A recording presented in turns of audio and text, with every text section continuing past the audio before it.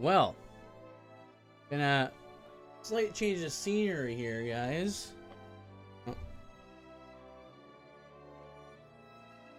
As you see on the channel, if you guys are on the Twitch channel, I'll be uploading stuff to all the stuff to a new channel now. As it turns out, you know, it's been a crazy couple of weeks, and we're gonna continue the Bastion run. But let me explain. So this channel is now just Mifuki. Octo's still around. He just got super busy, and he kept getting busier and busier and stuff. So what's ended up happening is he gave me the channel, which was very nice of him. And yeah, so I'm kind of flying solo for the foreseeable future. Octo will still be coming in for a few other streams. So Octo will be here for Code Vein and the Surge probably. And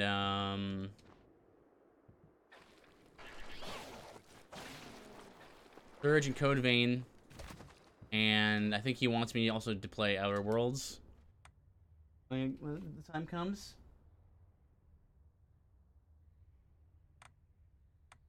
Night Lost.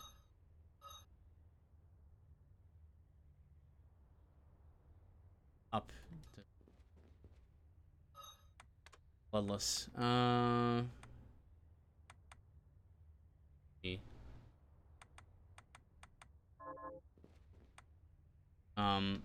But yeah, I'm gonna be doing kind of just going most of my solo playthroughs. I retooled the channel, got some new graphics and things. I didn't really put them in today, but also gonna have some stream deck things as well. I'm flying solo. I'm gonna see what I can do to switch things around. You know, it might grow, might not. We'll just see. Ultimately, I'm just gonna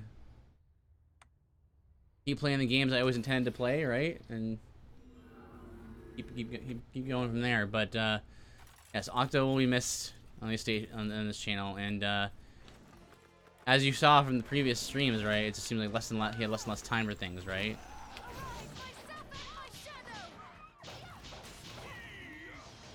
That's just the way it's been going for the last little while, and finally came to the point where Octo was just said, you know, I think you should just take the stream, which is weird. I never intended to stream.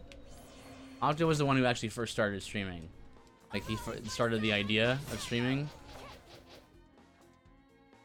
And he brought me along, and I was like, well, hey, well, while I'm doing this, maybe I could use your help to sort of,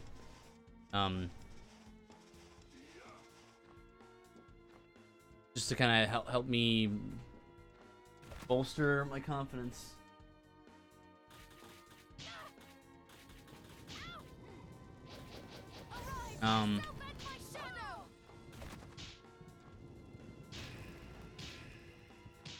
You know, because I'm new to streaming, and you know, if you're there, it'll be easier, you know. But now I'm at the point where I kind of want to stream, and he's too busy to stream, so.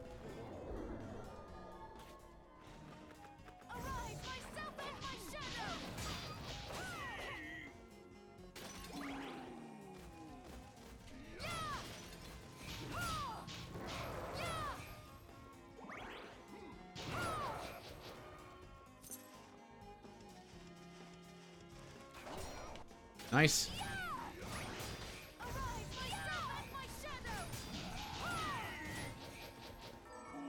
That was good. How do we do on drinks here? Just check something here. Guy got a message saying that I'm still hosting, even though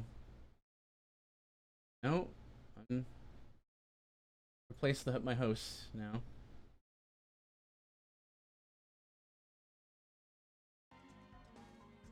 So I've got 4.0 seconds MP quick. So yeah, I've drunk all the drinks. I think the last time I was streaming.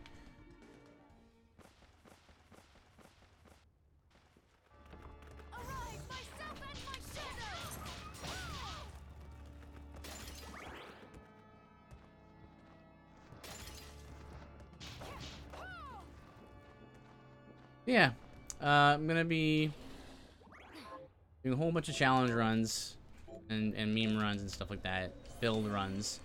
I'm working on updating the build list on and updating it for to be my profile and stuff.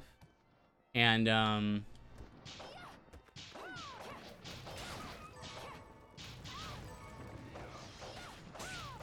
there's a weird thing about on Twitch that I actually didn't know about when trying to make this with the switch over.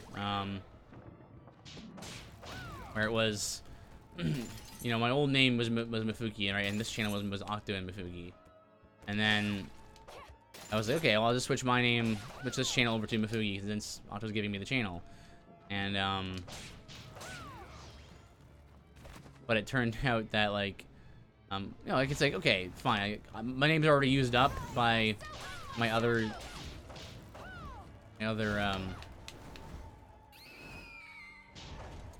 profile, so I was like, okay, I'll just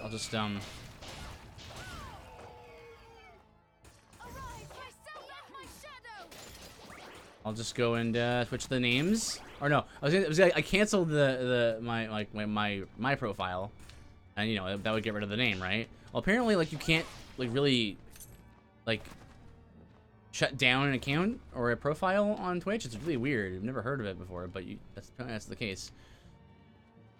And so I was like, okay, well, I'll just switch the name. And I switched the name. Then it was like, you can't use this name for another 6 months. And I was like, what? Okay.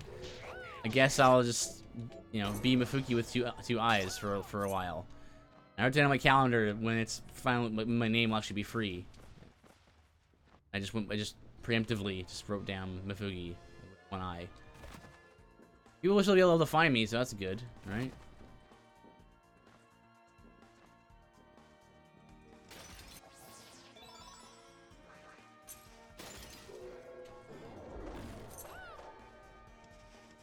But yeah, it's been a crazy time. Sort everything out and have time for streaming. I've been going so hard on my Japanese language learning. Just love it so much. Like,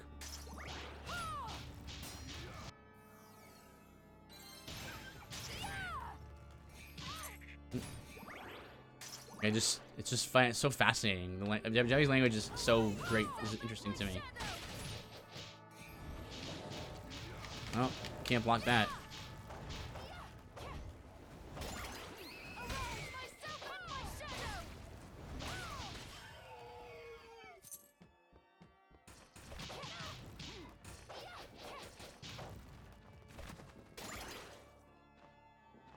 So I mean, I'm up to.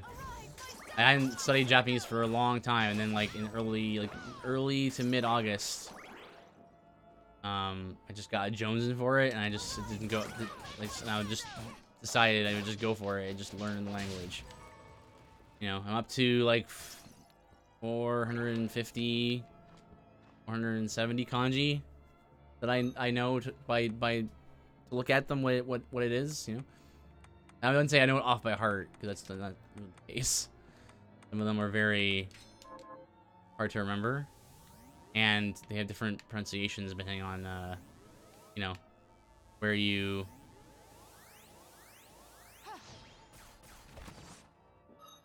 they are in a sentence. You know, there's like two separate readings. There's one for when the kanji is by itself, generally, and then one for when it's with other, accompanied by other kanji, and it's just you have to memorize.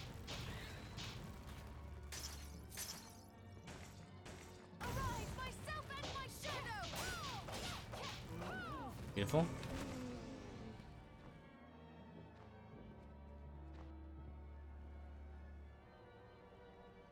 Every time I went to your channel, I kept saying, taking me to some other channel, saying you were hosting them. Yeah, I was hosting them. Yeah, I have a bunch of hosted channels, but I went to the channel, check that if it was doing what you were saying, and it looked like it was fine on my end.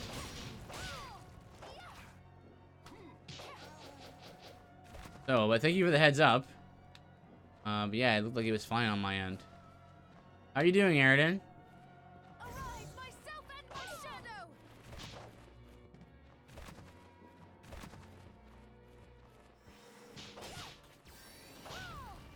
Yes, as you can see, there's a... Hit the hard quit Twitch and reload everything. I'm doing good. Yeah, as you can see, there's change of sort of a change of ownership of sorts of this channel. Octo got a little too busy, and he came to me earlier this week and was like, sort of, just a little bit. Oh, this is a door. I can't go into this door. Yeah, so it's gonna be mostly me on this channel now. I've tooled things a little bit. I've added some of the new graphics. Octo's still gonna come in for a few games. But yeah, right now he's just gotten too busy to do it anymore. For a while, he was down to one stream a week. So it used to be he used to stream like every day, and then it was like then he got, you know, work stuff got busier and busier. Then it was down to 2, then down to 1, and then he came to me earlier this week and was like, "I'm just gonna give you the channel if you want it." And I was like, "Yeah, I guess I do." So yeah, I'm gonna retool everything. I changed the headers, and the what do you call it? The text on the panels below, and yeah,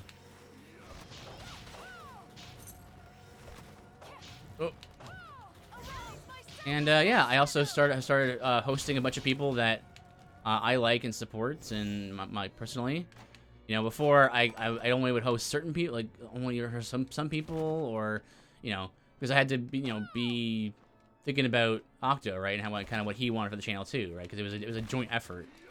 Now it's mostly my thing, which is, it's funny because I was saying earlier that, you know, before this was Octo's thing. The reason why we even started streaming was because of him. He wanted to stream and do Let's Plays and stuff like that, and I was just kind of along for the ride, because he was like, "Hey, if you want to, you don't have to, but if you want to, we can stream, and it would be good because, you know, I'm not very, you know," he said, like, "Yeah, I'm not very good with.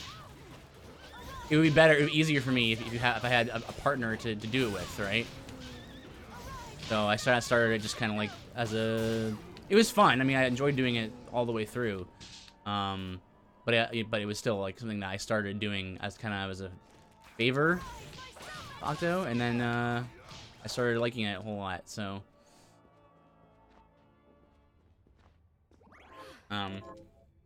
yeah.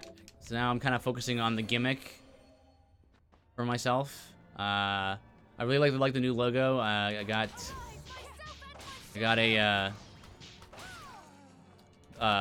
Octo's wife to help me with the graphics. She's really good at it. I told her what I wanted, and she gave me like multiple ideas and like multiple she sent me like over Skype like a bunch of like different designs, and it was like, oh wow, these are like exactly what I wanted. So yeah, I'm gonna be finalizing some of those things. Do some collab streams sometime. Yeah, maybe, yeah. And yeah, I'm gonna be focusing on kind of the, you know, my gimmick, which is, you know, playing mostly RPGs, doing a bunch of you know, build runs and stuff like that, which is like what I'm doing right now. New games will come out. Octo will still be here for a few of some games. Like he said he wanted to be here for he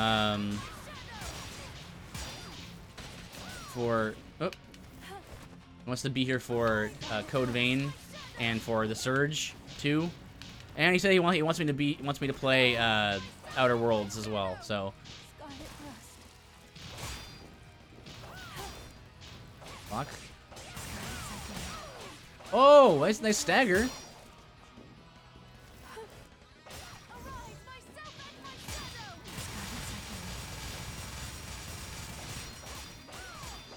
Interesting.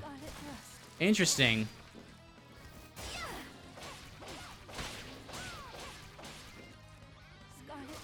'Cause you can block all of that, eh?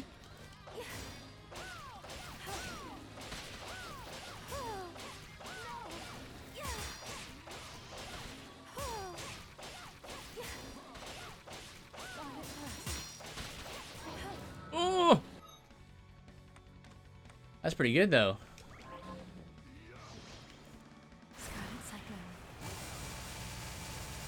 And she'll hit you here.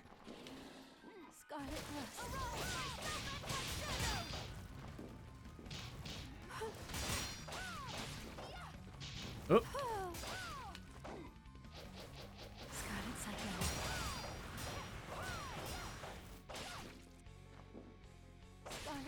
Oh.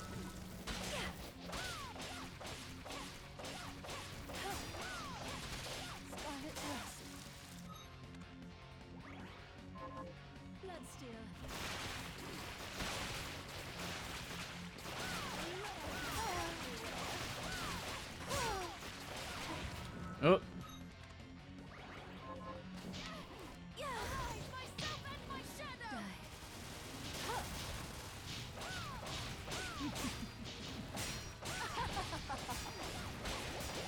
That's fine. Right? Oh, maybe not.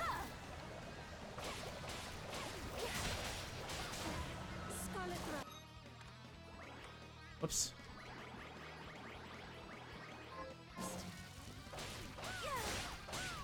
You get some good guards there.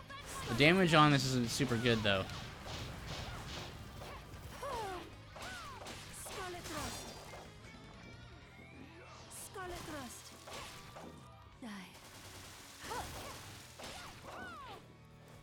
You would expect. So yeah, I'm working on a bunch of things. I'm working on maybe doing a few runs I haven't done in a while. Oh dear, oh dear. Oh.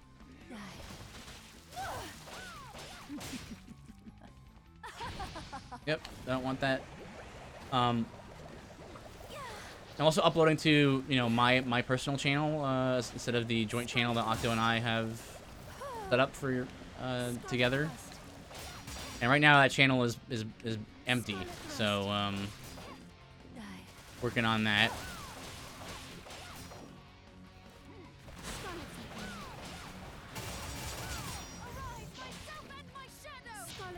I have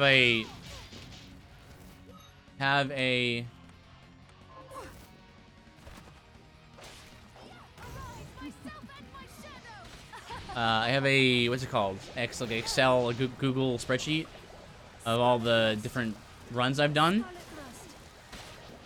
and planning on updating that and maybe even doing some runs for games that I've done already, but I don't actually have video footage of it.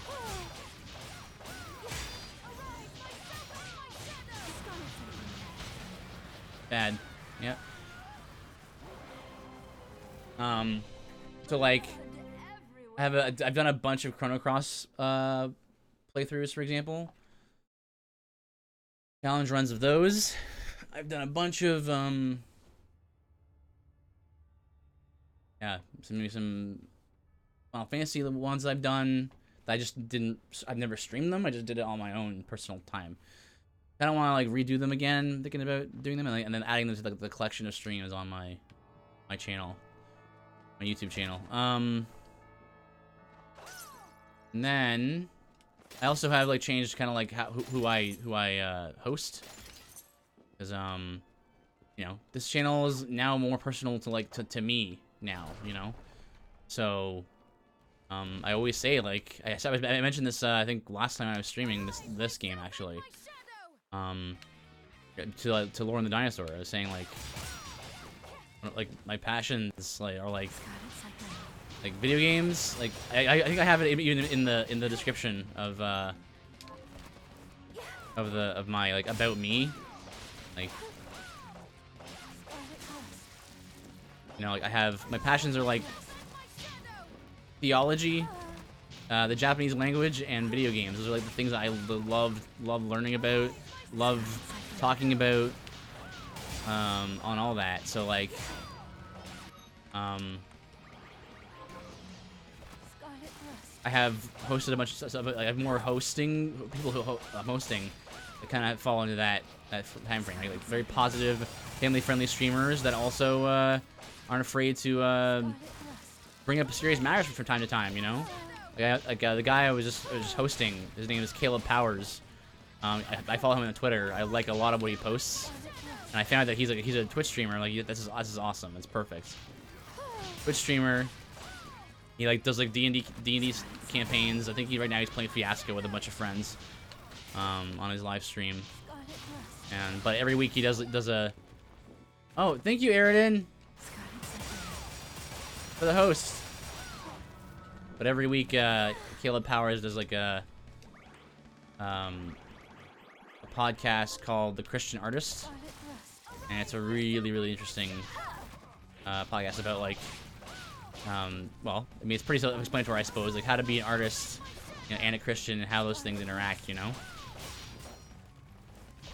But yeah, he also did a few other like game let's plays as well. He did like a few. I think he did Spider-Man last month, stuff like that. So him and then a bunch of other people that I've watched and have seen their stuff and appreciated their take on things. So. I want this stream to be a place that is fun and positive and family friendly, but also like, you know, this is it's also a place where you can bring up topics that are usually, you know, verboten in a lot of other streams, and that's just because this is more personalized to who I am.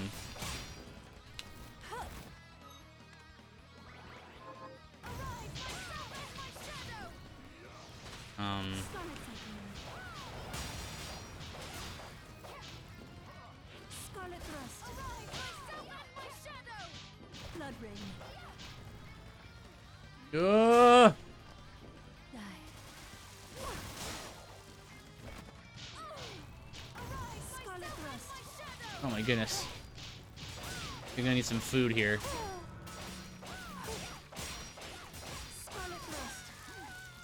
Yeah, I'm gonna go buy some food.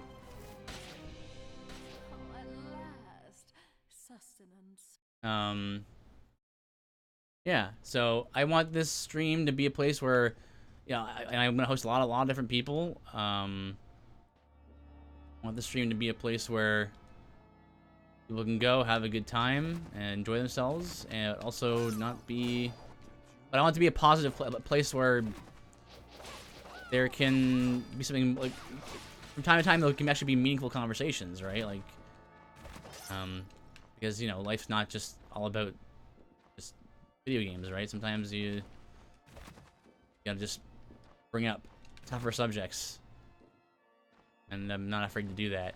Which is why one of my tags that I usually put in on my streams is "Ask Me Anything," right? Because that's kind of what I want.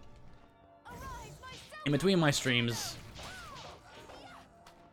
this is the kind of place I wanted to fill. Well, I fill time that I'm not streaming with, yeah, either like just people who I watch personally and they're positive and generally family friendly. I really don't want to host people that aren't.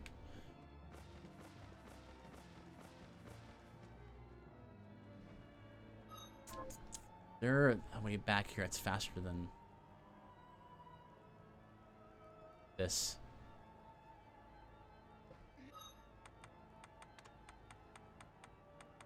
Fine. I'll just go back the way I came.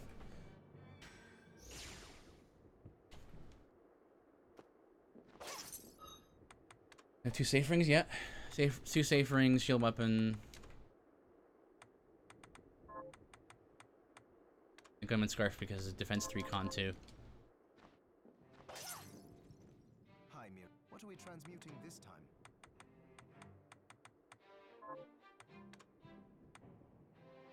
I'll go with this. Then I'm thinking about like how what should I do for like to make the channel better, improve it. Like I want to, I don't know, like make like an opener or something. maybe work on my stream deck some more. I'm watching a lot of Japanese streamers recently. A lot. I pretty much have them on almost, well, about half the day, I'd say, for like the last like 2 or 3 weeks. And I'm just noticing some trends with them that it seems to be enjoyable. I seem to like. Hey, I think they kind of sometimes some of them will play like incidental music behind themselves and stuff, which I think is a interesting idea. I'm not sure if I want to do that or not yet. Is this thank you? Is this thank you? Is the thank you? Is that when we have a deal? What are you looking to buy? Is this when we have a deal? Let's see. All of the drinks. All right, can we make pizza? Can we make some pizza?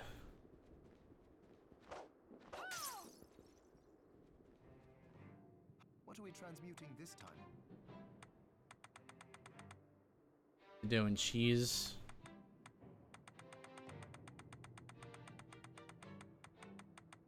Milk. Flour, milk, oil. Okay. Flour, milk.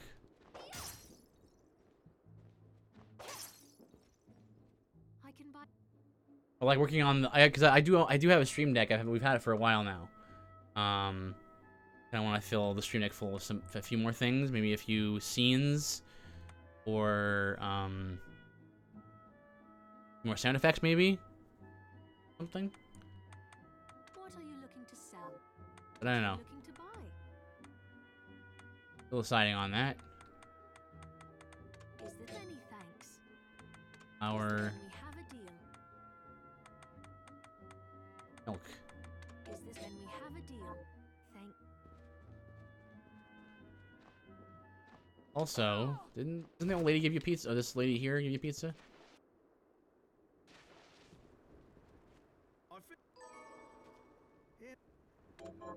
Can Sure. help?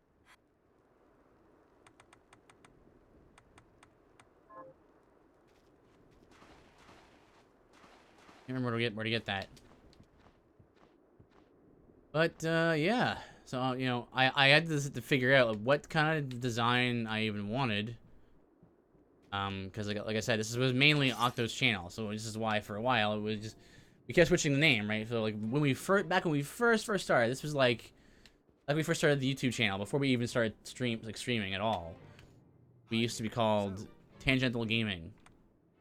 I came up with the idea because originally he was like, I don't know what to call the channel, you know, right? And I came up with the idea of Tangential Gaming because it was like, well, the idea is, Great, I'll go with this. it's a gaming channel, but like, we'll just talk about whatever we want, right? Hence Tangent, right? Ah, I need 2 and 4. Stop. But then we found that the name was kind of like a little bit hard to people to find and to spell. Knowing me, of course, I had to come up with a name that used a word that no one knows how to spell. Something new to offer. Even even I had some trouble spelling the word, so that didn't work out. And then we changed it to because of there was an inside joke after a while. So people kept, or no, it was Octo kept saying that he was the czar of platforming. He kept playing all these platformers because him and I both enjoy them. We tried to play games that we generally would both enjoy, so that would usually end up being RPGs and platformers.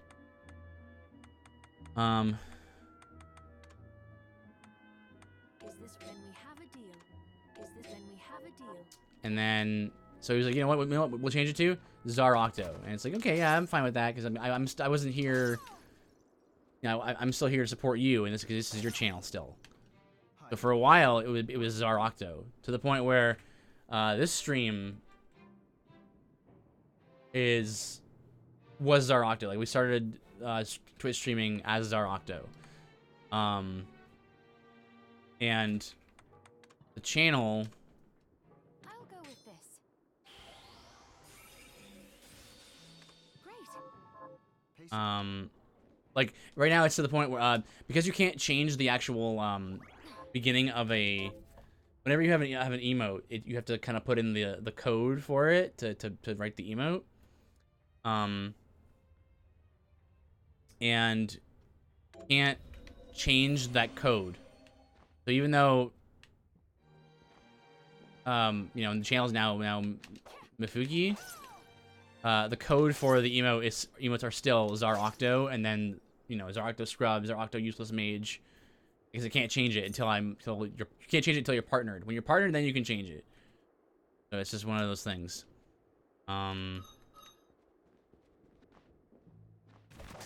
Yeah, we were Zar Octo for a long while there, and then I was like, hey, you know, you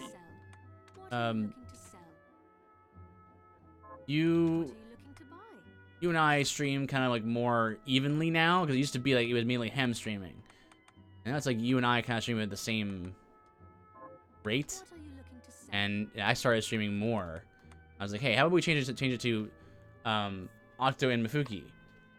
It also would help to explain to people coming into the channel that like there's two people who stream here, right?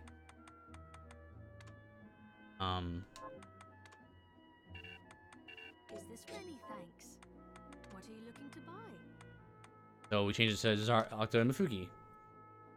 Got some new graphics for that and everything, and then like that was probably like 2 or 3, maybe 4 months ago.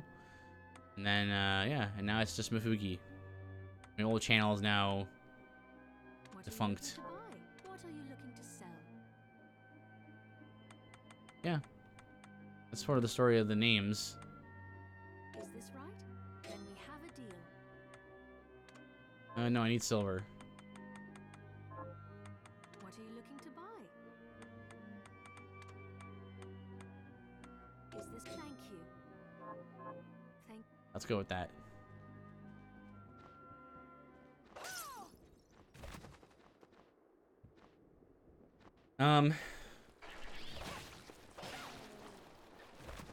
You know, I mean, I might also do something similar to what Caleb Powers does with his like Christian artist thing. Still thinking about what I wanted to do though. What? Yeah, I have a bunch of new people I'm hosting since I've become the full proprietor of the channel.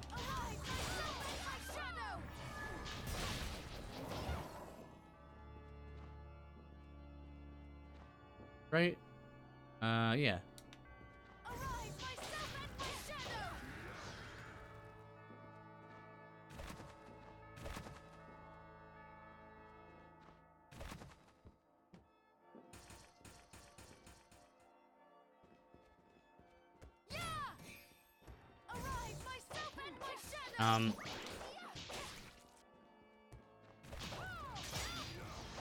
What I've really been looking at for a while, especially in the past like 3 weeks, right? Watching all those Japanese streamers, like how many of these people have this ability that, you know, I would like to harness and like refine and learn how to do. But I just don't. I don't know if I have it in me. I try, but they have this knack to just talk constantly. And I don't know how to do that yet. Like I say, I practice to do it, but it's difficult. Sometimes there's just nothing to talk about, I guess. I guess you're meant to just kind of think out loud. But maybe it's just something that not everyone does. But I feel like I can just like stop thinking about anything and just kind of play the game, you know? Maybe for people it's harder to turn their brains off where they have to like keep talking. I don't know. But for me, I'm able to just sit there, and I have to concentrate to think of of things to say sometimes, which takes away concentration on the game itself.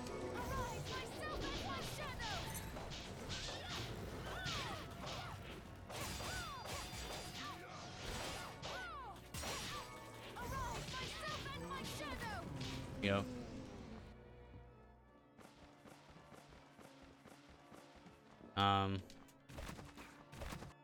Right now, I can't say I'm thinking of anything. right in this moment. Yeah, I have an issue trying to think of new things to talk about. Yeah, it's like in this moment, so it's not just me then. In this moment, I don't know how any like nothing's coming to mind. Like I'm just walking through the stage here. Jumping up here. Like I don't know if is that something that happens. I've seen some people do that where they just like they almost narrate what they're doing sometimes, but they have nothing to talk about. And then I often tell the same story 2 or 3 times a stream. Yeah, you're not alone, Aridin. I think I have done that. I do repeat myself sometimes. I know I shouldn't.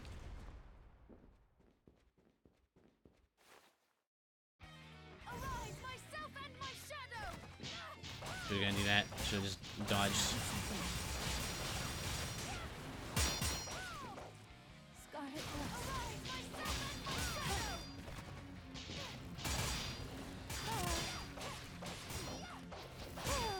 I 100% do that. Just say what I'm doing when I can't think of what else to say.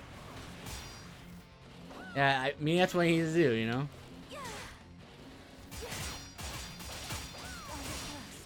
No, I don't know if Guardian Beast is the way to go here for this fight. It is 100% block, right? But and you can attack during that during using it, but grants MP very quickly.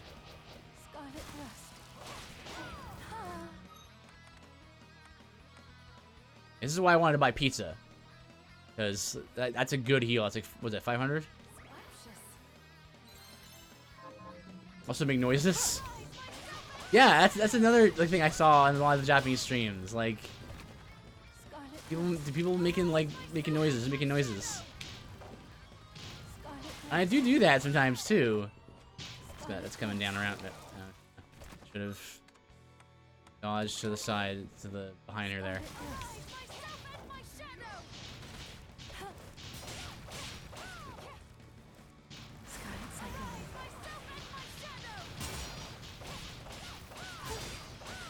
You can like get some pretty, like you can get some good damage on her by just like guarding through her attacks. Like if she tries to swing at you, you just keep swinging, because like this shield weapon makes it so you block and attack at the same time, which is great, like that. But the damage isn't very good right now, because you know, that's not really what this build's about.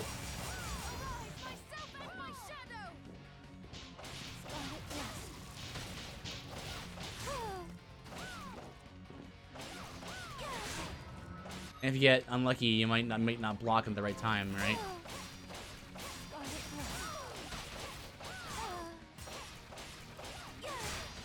Like this weapon was so good against Zangetsu. It was like brokenly good. And boom, blam, oof. Oh, so you're a Batman cartoon, eh? Or cartoon? You're Batman. Adam West. Adam West Batman. Is what I'm trying to say.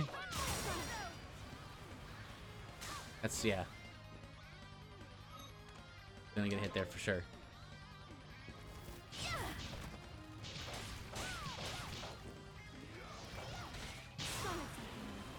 Maybe I should, okay. Maybe I should use the Guardian Beast sparingly. Like if I, like on that attack, if I just use that, like, use that and just stand in place.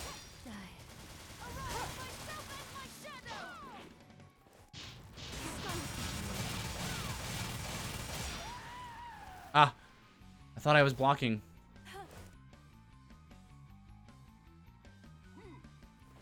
Oh, oh, oh! I think I found a glitch. The game did not expect me to spam shield while also having the Guardian Beast out. Am I still alive? Can I still do things? I can. Wait a minute, hang on. Oh, I really want to see. I wonder if. She has too much health still. You can tell how much health she has by how long her dress is. She still has like almost full health. In the phase 2 here. Because like I want to see like would it be awesome if Silver Knight killed her? Like what would happen if would the game give me credit for it even though I'm dead?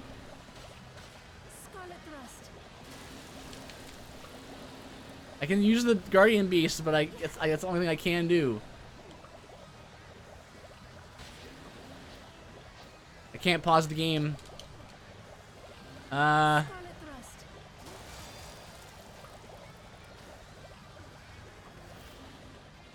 Does this game have that thing that you do on Nintendo products where you can push the shoulder buttons and start and start at the same time to hard restart?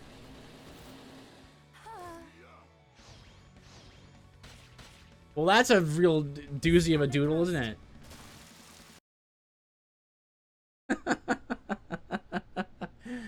I did not think that was going to happen. I wouldn't have done it otherwise. I was just trying to be clever with the Guardian Beast, but you know what? That's how you find these little secrets, right? Report bug, yeah. If you use Guardian Beast while also spamming shield weapon against Bloodless and you die, then your game will soft lock. Well, not soft lock. Your game will glitch and you have to restart.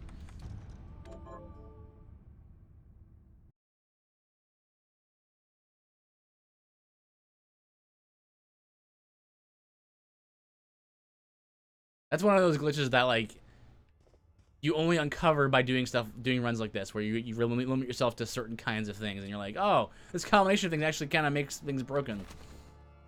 I can also let me try. Let me have another idea. Tail screen. I have an idea. Let's just see how far we can get in the boss rush. The boss rush will give us a good reward if we complete. We already did course 1. We do course 2. We might be able to get. Oh no, because we need Nightmare, 8-bit Nightmare, crafting material. Well, we probably get that as well, couldn't we? At this point in the game. Oh gosh, we have to fight Alfred. I forgot. This is fine. It's not normal.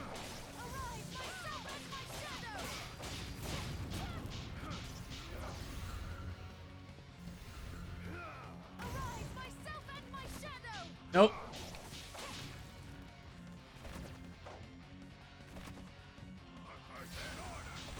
Oh, that attack is the worst on Nightmare.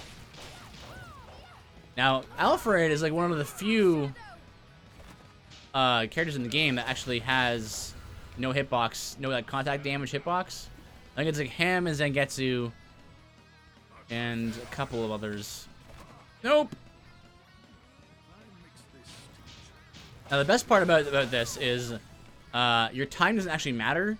As long as you just do it, just do the boss rush, you'll get the 16-bit coin, which is what you need to craft the upgraded stuff. However, doesn't seem like you're doing too much damage here.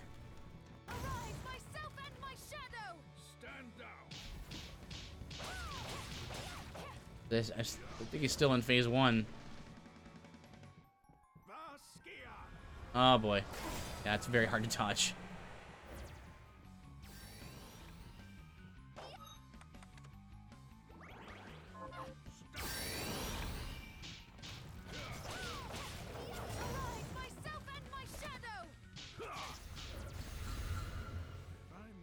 Only give you 1 potion and 2. All right, 2 potions and 1 ether. And they're also nice in that they unlike most boss rushes where you only have a certain amount of healing items, you're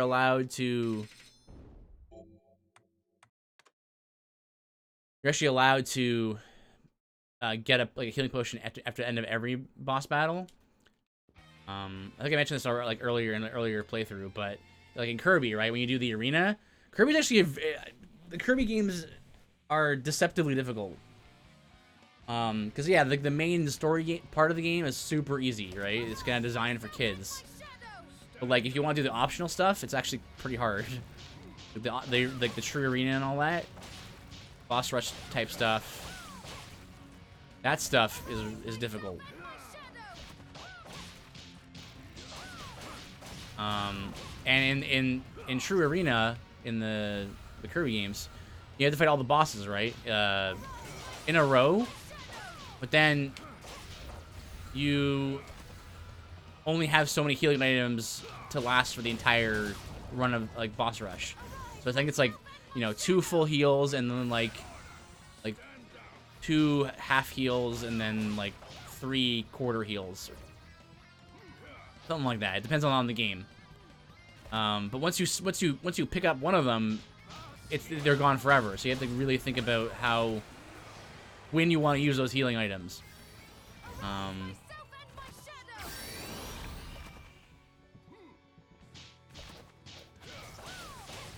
Whereas here, you can just at the end of every boss battle, you can heal.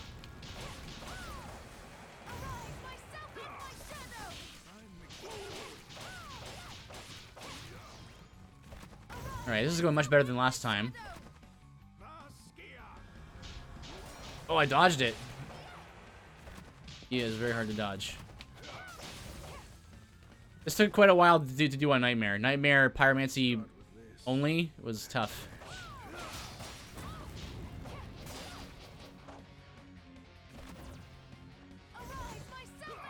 Oh.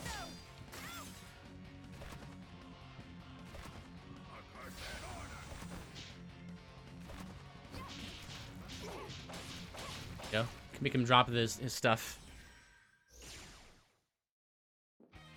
Yeah, so you can like, pick up this healing item and this MP restore like every time. They respawn every time. So it's a lot easier than Kirby. And then you could fight on any difficulty, which means fighting on normal is ideal. You get the same reward no matter what difficulty you fight on, so it just makes sense.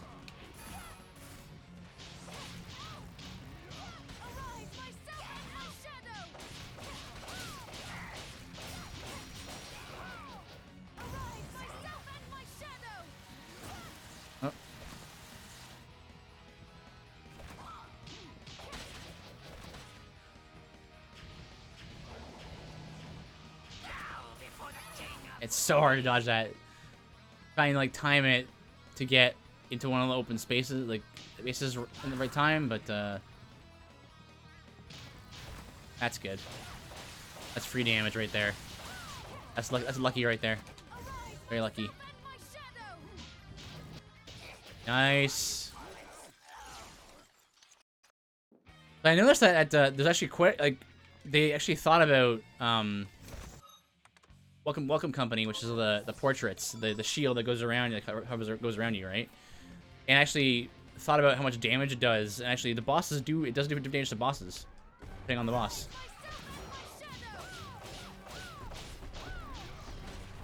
Interesting. You wouldn't really think that they would have thought of that.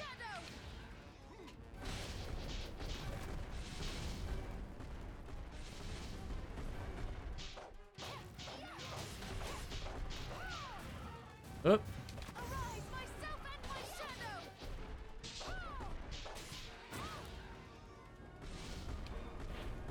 There we go. We're good. We're good.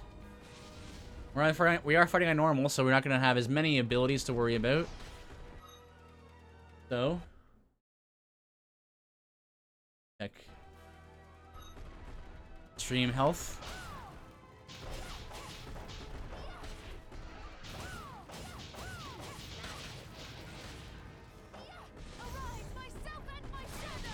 Ow. Yeah, the damage on Company is very good. For some bosses, at least.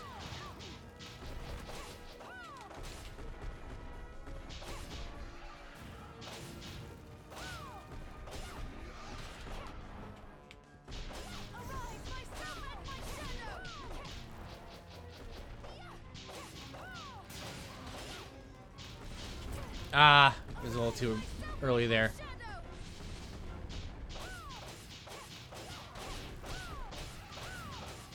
It's good, it's good.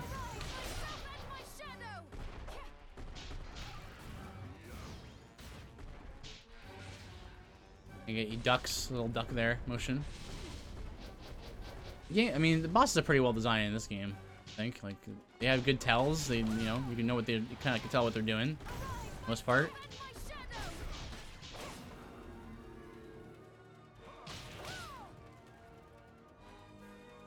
Gonna sweep down.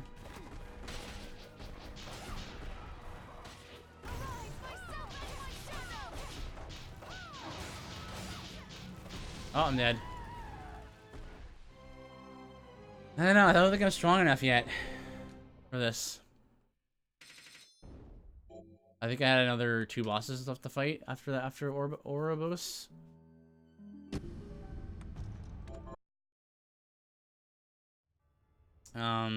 Just a like doing no damage to Bloodless. Problem.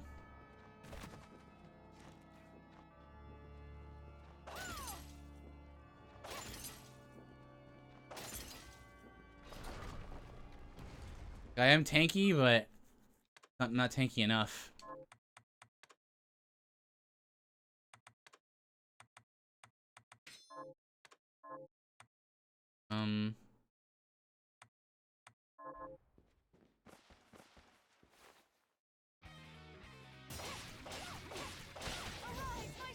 Her, I only do like 8 damage per hit on the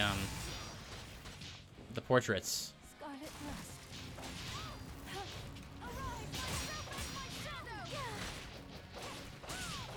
Worst part about her is like most of her attacks are just her walking into you. That's where you take most of the damage, I find.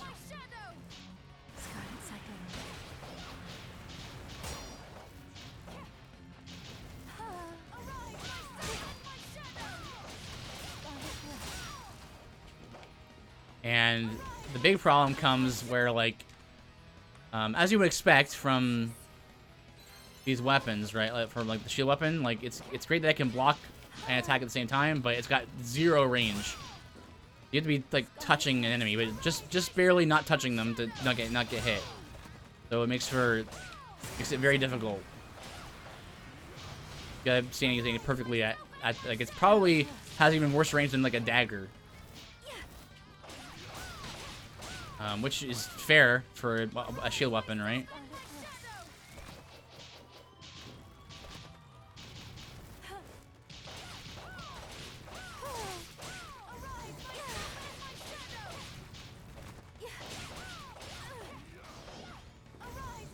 So like the spacing required is so tight.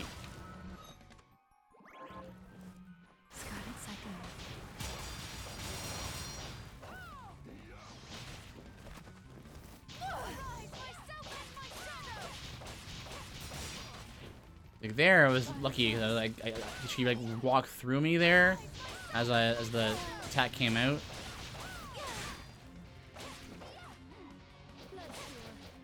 Like now we're only on phase 2 here. Like this is the start of phase 2.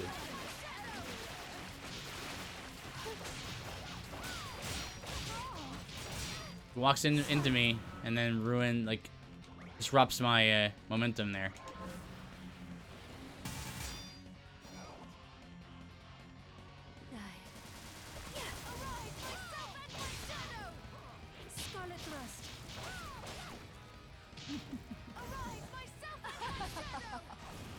I'm gonna go on the right here to avoid these pillars.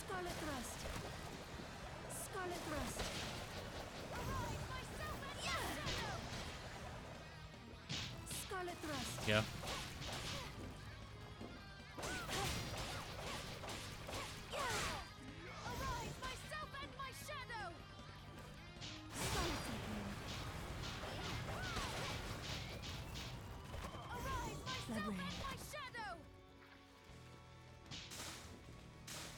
Stay on the side.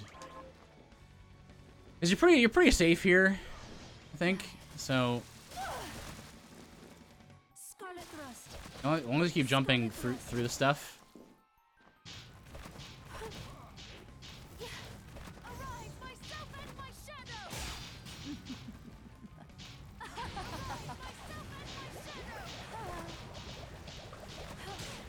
Oof.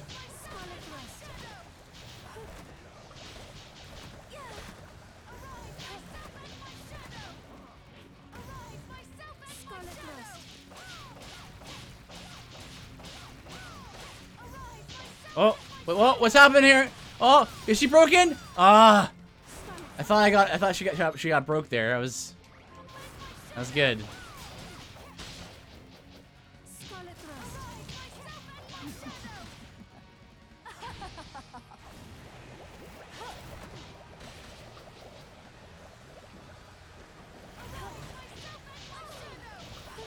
All right, this is good. This is good. Could be the one right here. Now there are obviously easier ways to kill her, but it's not the point, is it?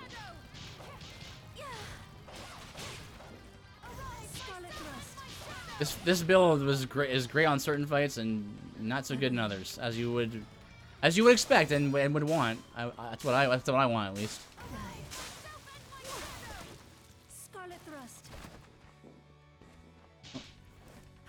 Boobarino. Boop down. No!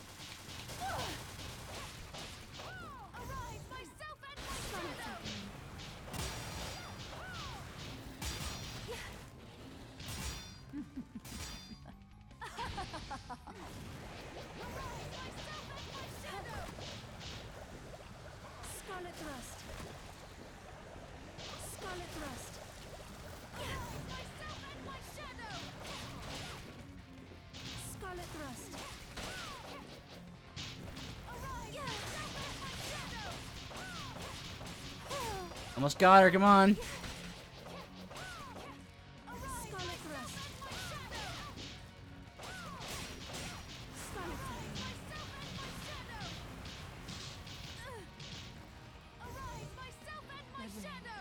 Oh. Yeah, and of course all my attacks are very short range, again, as you would expect from a Bastion build.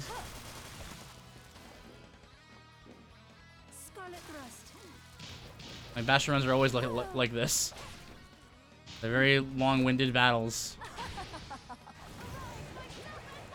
But they generally are safe depending on the battle, right? Because you're meant to be super tanky, right? Defensive. And that's I am, but she was a very fairly magical enemy, so boss weapon, red umbrella. All right, we got blood steel, so we can go down to the waterway now. Maybe we could go there before, but now we can go there and actually make progress.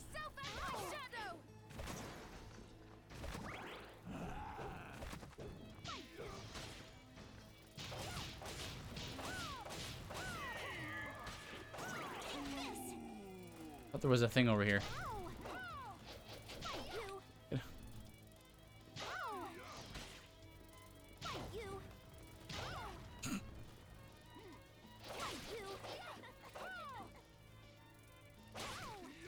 Get! There we go.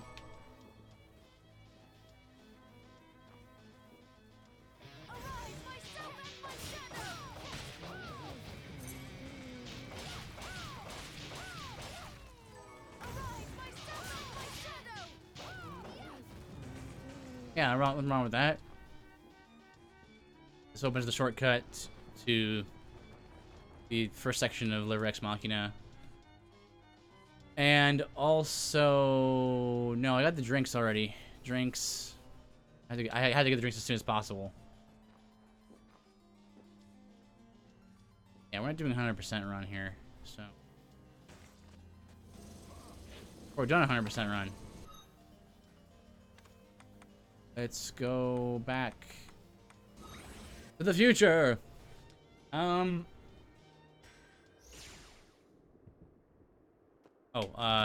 See if we can kill all these murderers dead.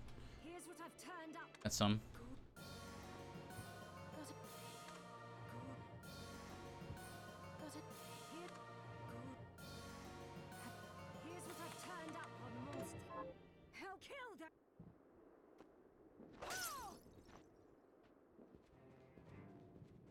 All right.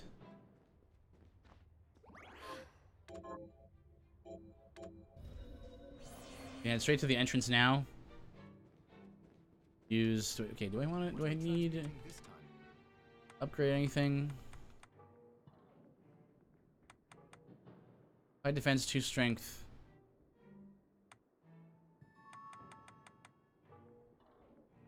What am I currently wearing?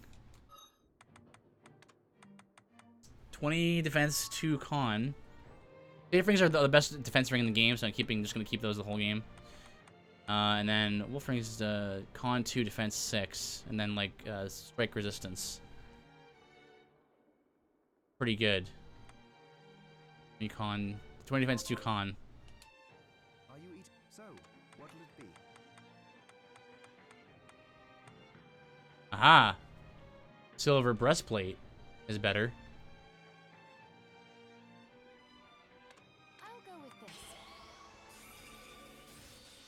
Go. More defense. Good. Yukon. Yeah.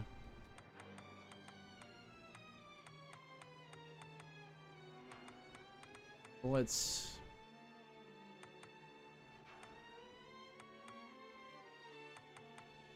Six defense. Come back if.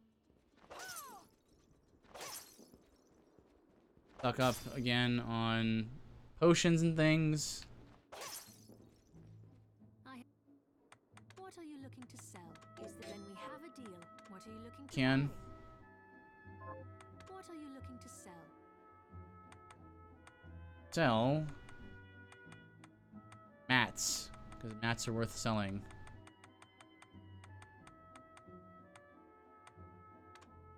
Is this when we have a deal? What are you looking to buy? Is Don't this need what- many things.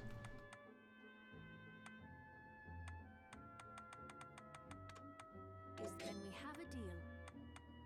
You kind of find most things for this build, so. Food. I can eat it. I can get a pizza. Right, thank you.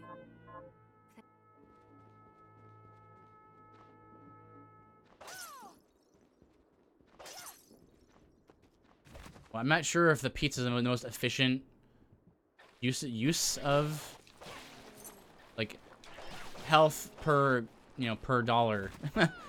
Health per dollar. I wonder what the most efficient food is. I should probably look it up or something. But oh, Gale Crawler.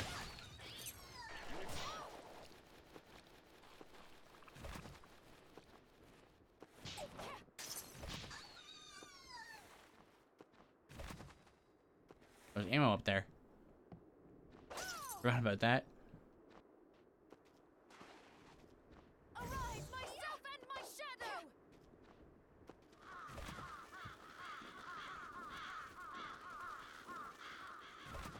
I don't think I can get the item up here. You need well, you don't need invert, but you can just other means. High jump, you could definitely get up there with high jump. You need the bovine plume for that, I think.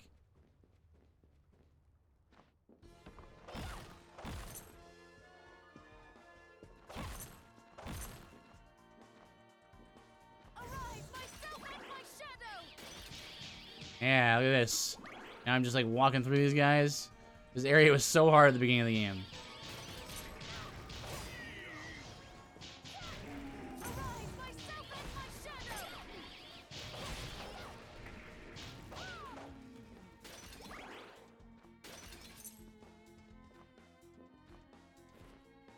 Arise, myself and my shadow!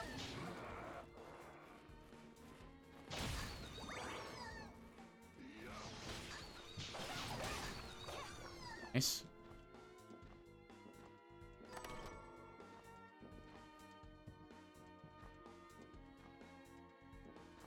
In this next room, isn't it? No, after this hallway.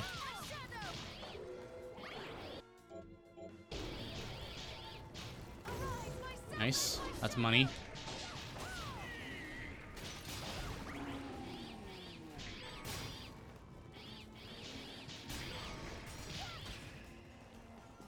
Arise, myself and my shadow!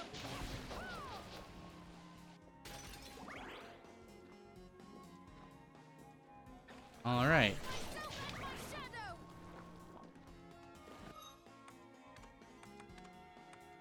Blood steel.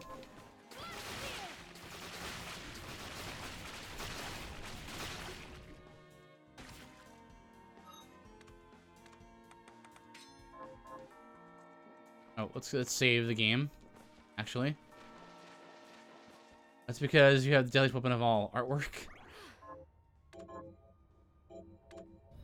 Yeah, I you know, I like the artwork. I think so.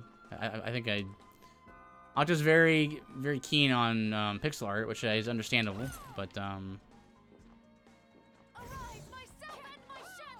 artwork, both in terms of art style of this game and also paintings. Paintings are nice. It's a little creepy though how they're constantly staring at me because they're just floating around me in a very menacing fashion. First time I've been here. Makes sense, actually.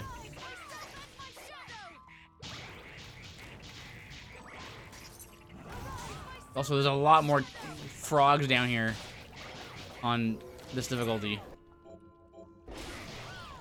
Throwing axes. Throwing axes aren't shields. Well, this is making quick work of these guys. That's good. Good block there.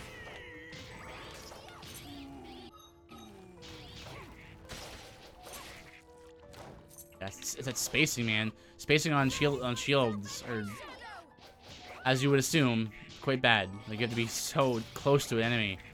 This is why the Welcome Company's, like, the shield is just so handy. Like, as soon as you get this like Welcome Company shield around you, spell, it's just this build becomes somewhat more viable. Like,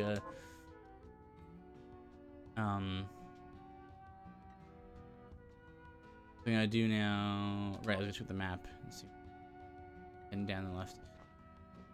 But like, it depends on the game as well, right? Like, the Bastion runs I did in Dark Souls 3.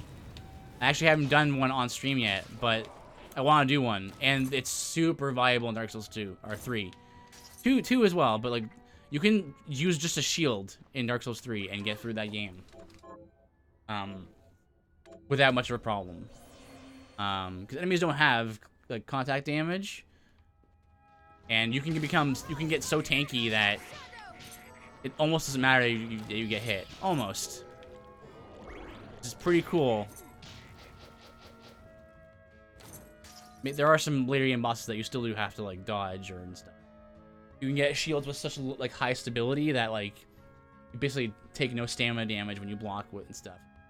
Pretty satisfying.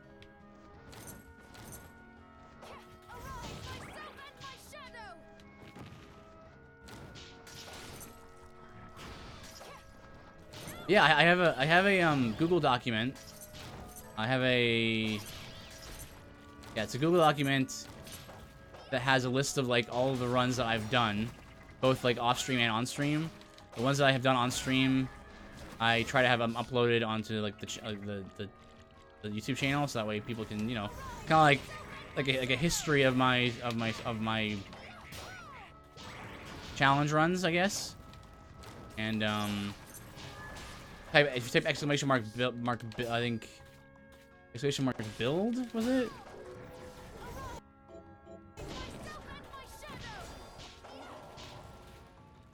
Was it oh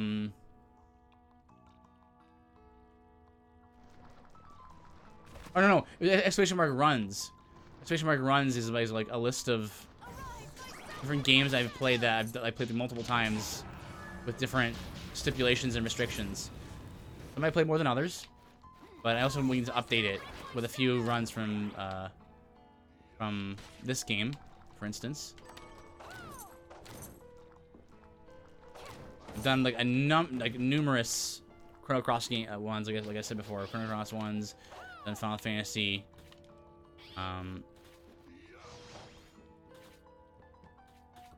I've done Final Fantasy 10, and I've done Pyromancer run in FF10, and I've done, I think, I've done like a berserker build, which is like all attack mainly. I had a fun little rule where like I would like at the beginning of the game in the remastered edition, you have the ability to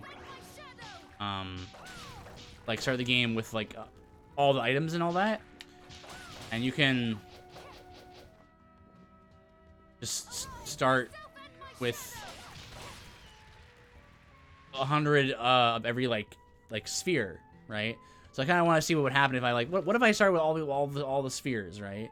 Like all the strength spheres, let's say, right? All the defense spheres, and every blank node I found, I stuck in like the strength sphere, and that's kind of like the strength build, right? The berserker build, and just see how that goes, right? That run was actually a lot easier than I thought it was gonna be. I don't know. I just thought like if I just focused on attack and nothing else but that it would be pretty hard. It actually was not as hard as I would thought it would be. There was a really cool moment where I realized in the Pyromancer run in FF10, where I was like, I can't really heal. Like, I allow for basic item usage and basic like heals during my runs, right? But like anything beyond that is like a specialized kind of thing. Kind of like if you're like a white mage build, then like maybe you can do higher level magic, like a healing magic, right? But for general first aid, it's like, yeah, okay, you're my kind of like RP for these runs are like, yeah, you know basic combat, you know basic like first aid, so like you know how to do basic cures and stuff. So you're allowed to like have like a cure one or use items. Is usually what I do. But okay, go. But after a while in FF10, I was like, I'm kind of like need to heal more than I'm healing, and then I realized, wait a second, I can just use the flame eater gear that I made, because I mean I'm doing a pyromancer build. I can use the flame eater gear to heal myself, and suddenly like it was so cool, because I was like, oh, now my damage dealers are also my healers, and it was a really cool like eureka moment that I kind of stumbled into it by accident. I should have thought, like, figured that's what I would end up having to do in the end, but I didn't, and so it became a nice surprise. That's what I love about these runs, man. You just never know. It could be a cool surprise right around the corner. Some secret you didn't realize, because there's so much stuff in RPGs, right? That you can come across a secret because you didn't think to use X with Y with Z, right? But when you do these runs where you're restricted on doing certain things, and you have to just deal with it, you have to just figure it out. Like, figure out how to be this boss using only these things. And when you do that, you end up finding out that there's some pretty cool little secrets and stuff, and little synergies, and I find that super satisfying. I love it. I always talk about that whenever people ask me about it. Where was I? Down here.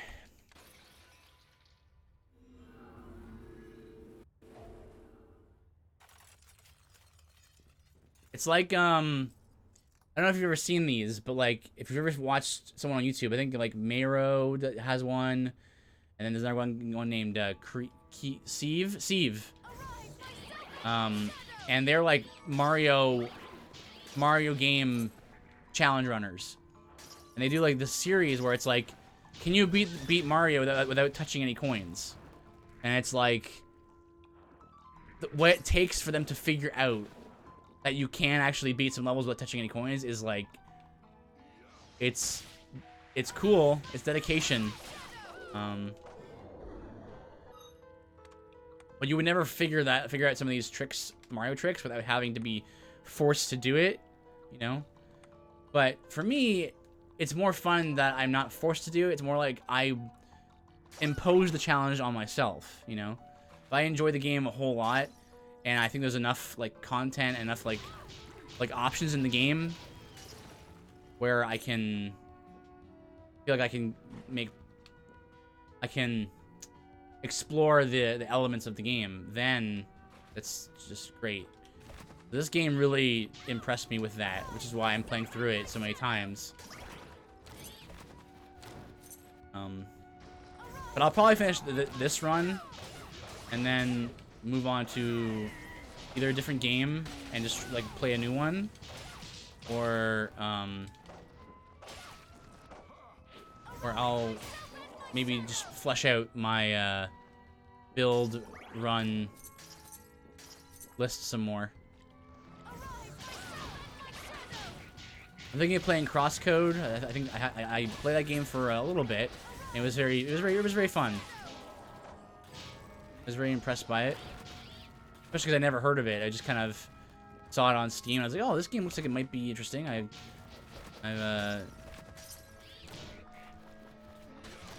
Elements here.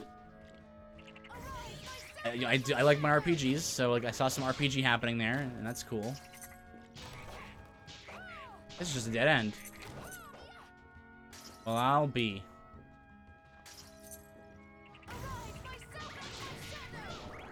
Oh, you know what? I should play FF Tactics. I don't think I've actually played FF Tactics, like the original one. I loved Tactics Advance 1 and 2.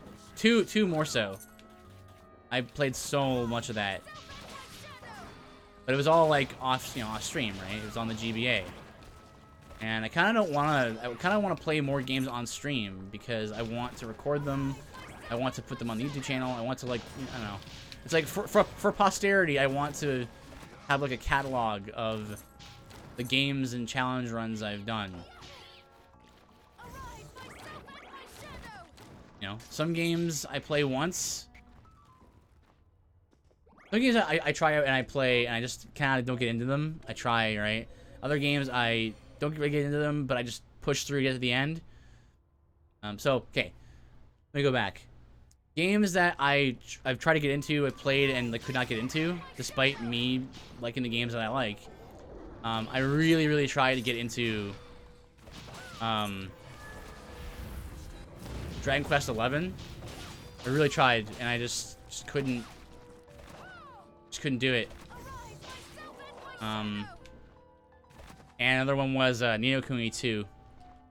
I played Ni no Kuni 2 for like 30 hours. And I got to the point where I was like, oh, I just don't. It's not clicking with me, and I'm not like not having that much fun. Like, for me, part of that was like the equipment system in that game, and general combat. I think was just kind of, you know, exploration was kind of neutered as well because the way equipment works in that game. Oh, good, I haven't gotten a level in a while.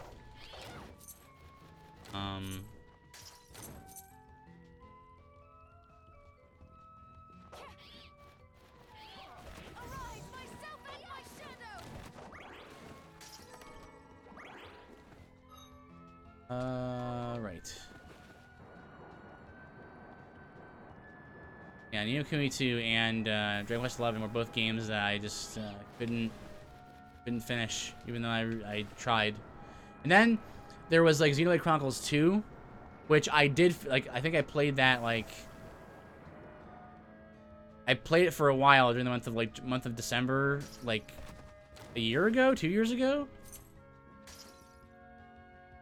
and I really tried to finish that, and I did finish it, but like by about like halfway through, to like a 2/3 of the way through, I was like, I'm so done with this game.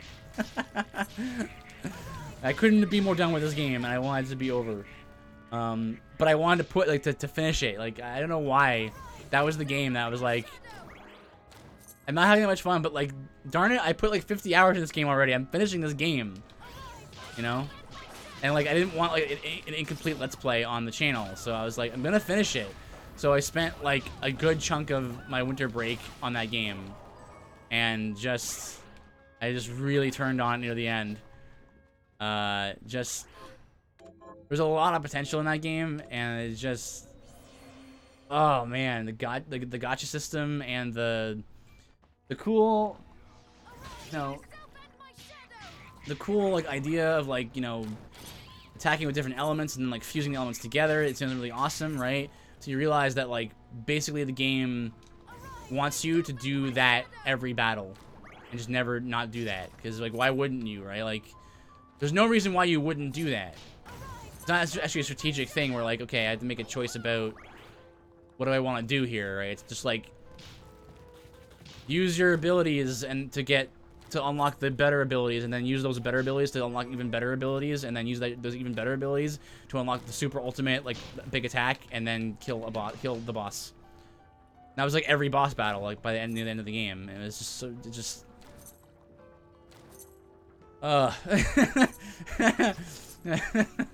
Sorry, I'm just thinking about that game again. I haven't thought about Xenoblade Chronicles 2 in a long time. And then the gacha system was so stupid in that game. Gacha systems in every game for me just don't do it for me. I just don't like that I can't control how I form my party, you know? Like there's one battle that like I go online. Okay, so, you know, I go if I fight this boss battle in Xenoblade Chronicles 2, and I'm like, okay, that was kind of weird, but fine, boss beaten, whatever. Don't really know what was going on there, but I did it. And then I go online, and I'm like, everyone's like, how do you beat this boss? This boss is impossible. And it's like, well, like any good RPG, right? Of course, like your build is going to change how hard or how easy a boss is, right? Because your loadout is going to change parameters. So it just so happened that when I fought that boss, I had randomly pulled a guy out of the gacha system that was really good against that boss. So I just like killed it without even thinking about what I was doing. Meanwhile, people who hadn't done that were like, "This boss is impossible. Like, how do you beat this boss without just dying?" Because what ended up happening was like they're like infinite respawning kind of a boss, and people were like, "How do I not die?" Because like they just keep spawning forever. And I had a gacha monster guy in Xenoblade Chronicles 2 that had like AoEs, constantly AoEing. And also when she did that, it healed me. So I was just like mashing the button and being like, I guess this is the boss fight. Like not realizing that before I went online, like people were not gonna have this guy, and they're gonna be like, what do I do? They just like overwhelm me and I can't do anything. And they just kill me. And it's like, yeah, that's how it is, you know. When you have like no reprieve from that, you know, you have no way to get out of the trap you're in. With the gacha system like that, it didn't even really benefit the game either. I don't think, like, because it wasn't like a microtransaction type thing. It was just like this game has a slot machine in it. Didn't really work for me. Also, the art style was incredibly inconsistent, and that really bothered me. But there are a lot of good things about Xenoblade Chronicles 2 as well. Like I liked. Well, I can use the portraits down here. I liked how open world like it was, like how like lively the world was. Monolith Soft is very good at making a world feel like it's like teeming with life. And I really like that.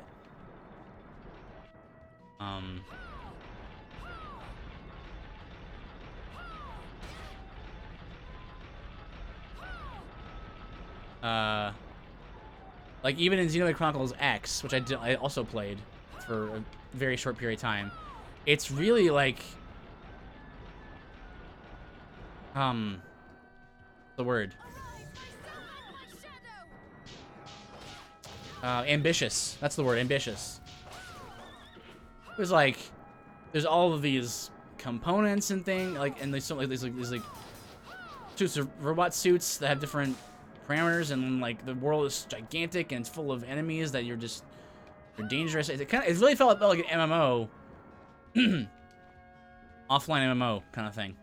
And it was really, that's really cool, right? But it, mechanics just, for me, it didn't come together. I really hated that there was no healing class. Because if I want, you know, I want RPGs to have all the classes, right? So, and you gotta have your damage dealers, your tanks, your healers, right? Your different kinds of magical elements, right? Your stats debuffs, right? You gotta have your elemental debuffs and all that. And healing is a major part of that, right? Yeah, in Xenoblade Chronicles X, there's actually no like dedicated healer class. It's just like you push when you do an attack, like a prompt will pop up, and you know how much I hate people who know me know how much I hate QTEs. Really hate them. But when a prompt will pop up, and then if you time it right, as the circle like gets smaller to match the button that is displayed, then you heal. And it got really obnoxious to heal like that. You know, and for me, that sucks because like it cuts out an entire run that I could possibly do for the game. You know,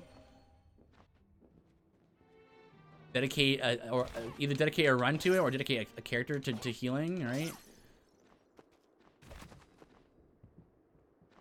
Just because you're a healer doesn't mean it has to be boring. I don't find healing boring at all. Like this is I'm the guy who has like what 50, 60 hours in like with Mercy in Overwatch. Like I love playing Mercy. And Moira, because Moira is super fun because that like her whole gimmick is like switching between offense and defense like constantly. Any given like time, you know, you might want to conserve your orb and use it to heal or deal damage, but you kind of have to make that choice like on the fly, you know. Cool.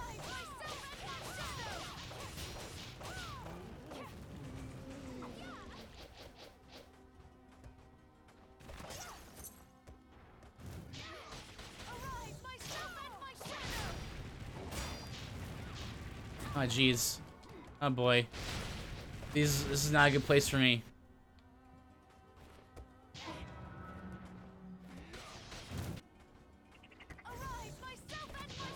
Oh, I got knocked out. I'm gonna die right here. Here we go. Death becomes me. Oh! How did I not die there? I knew there was a save point. That's why I didn't heal. This is the Alfred fight right here.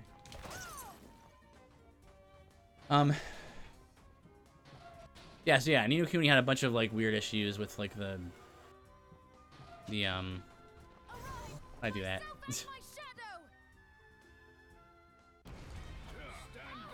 Ah, good starts.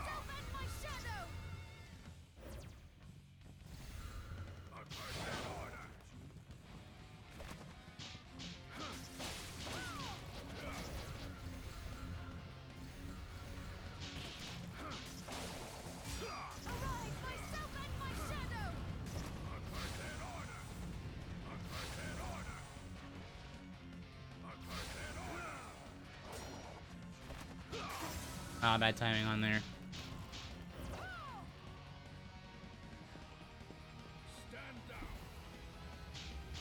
Like for me, like the exploration in Ni no Kuni 2 kind of got ruined because I think I've told this story before on stream, like with Octo, but like you know, you go into this dungeon and I'm like, cool, all right, well, there's a path to the side here. It's not like on the main path, like, so you know, I want to see what's over there.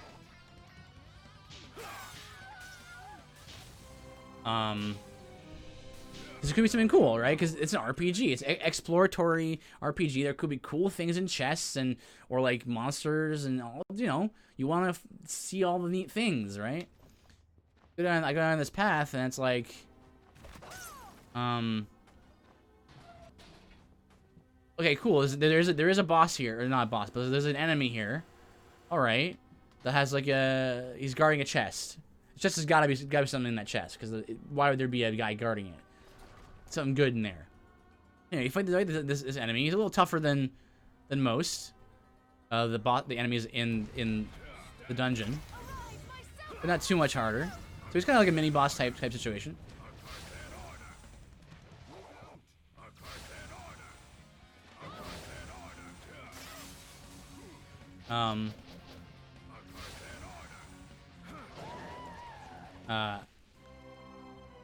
So I fight. You beat him up, and then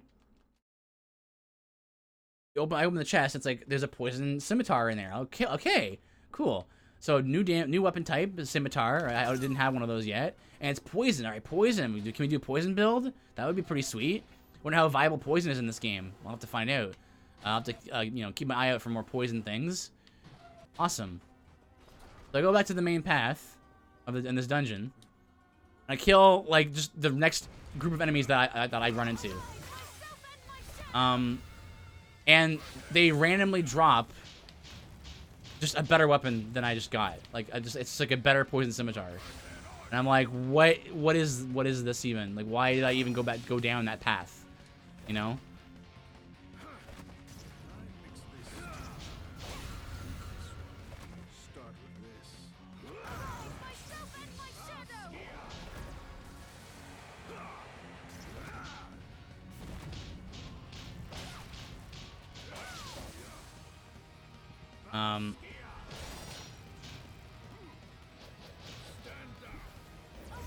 Interesting. It looks like he gets some kind of defensive buff when he's.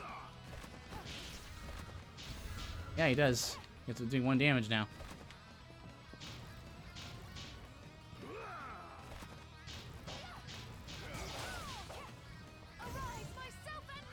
Yeah, Criffin 1. Yeah, he has a kind of defensive buff. I'm not sure what it is. Hype 1 damage, yeah.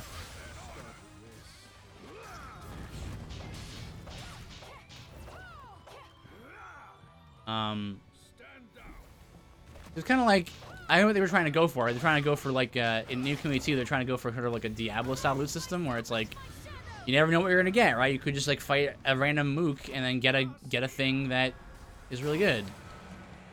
But then it's kind of like in Diablo it works because it's like you never explore in that game. You just kill things. That's all you do. But if you're gonna make like an RPG, this is the way I see it at least.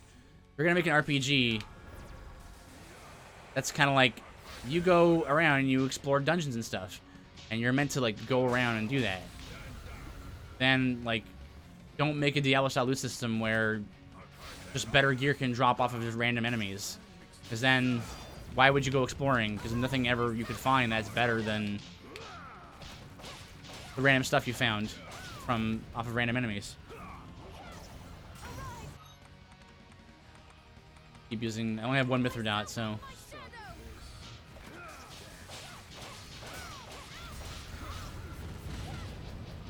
If I can't do the stand around strategy with him. Now I'm also trying to remember what the strategy was that I beat him. I was stuck on him for quite a while. On the nightmare run.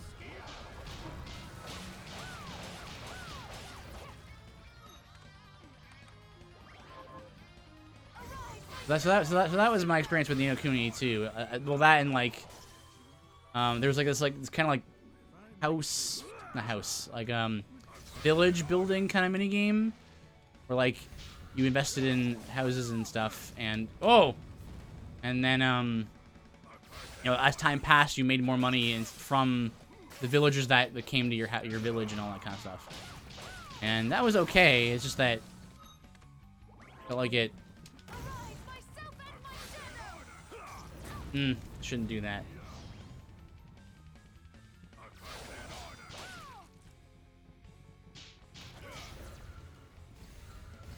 Like, I feel like it took a lot out of the game where it was like it was trying to do like a little mini game thing, but really it just.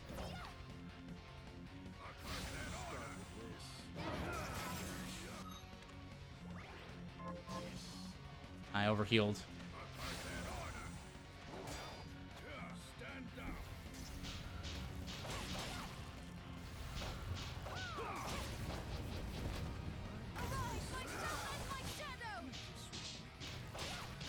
I guess for me it was like, again, it was like same problem where it was like I would like to go explore the world and find stuff, right? But instead I'm just kind of playing this little mini game that gives me gear from it. So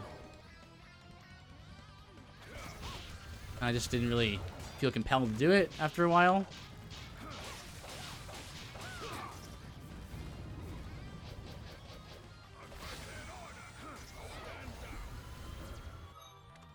Do very little damage to him.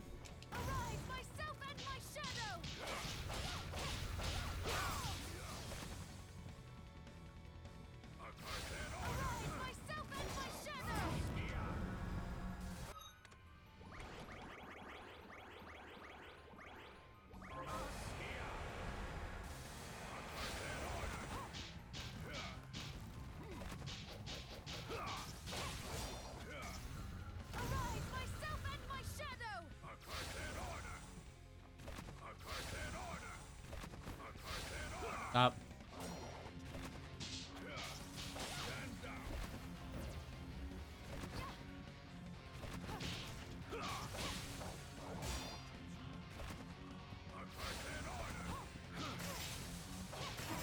Ah.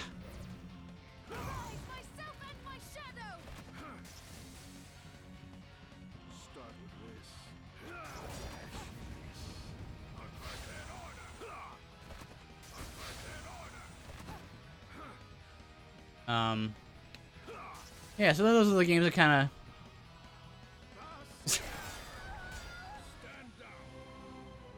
Yeah, his Splatoon matches are alright. Maybe he's the one who supplies the squidlings. What are they called? Inklings? Oh, gosh. I can't remember how much health this guy has. I can compare him to the last boss fight and get a general sense for it. 300,200. So he probably has 3,500, 3,700, 800. I need to get more heals here.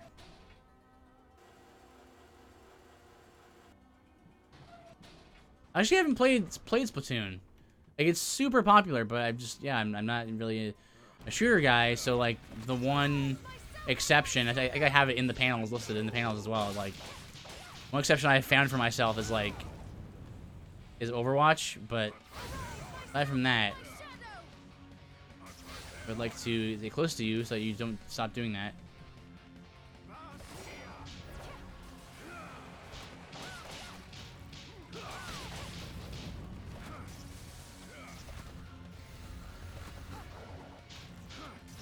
I think that the trick is just to keep applying pressure, like get close to him so that he won't use a cursed order.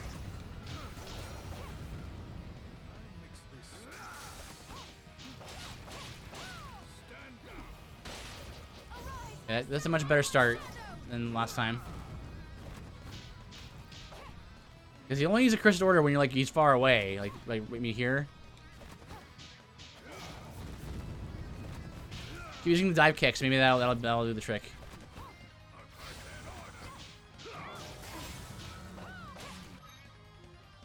You're going to play Borderlands 3. I know you don't really do shooters, but it has really heavy RPG elements to it. I don't know, maybe.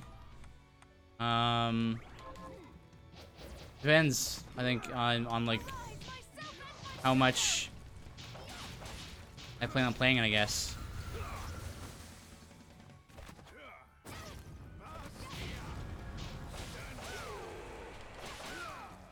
But I don't know. I've never been like super big into Borderlands.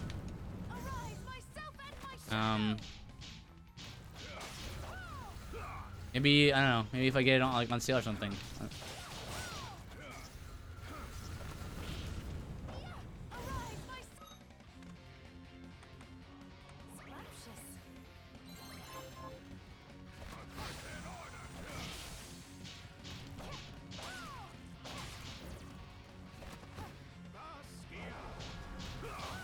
Good, good.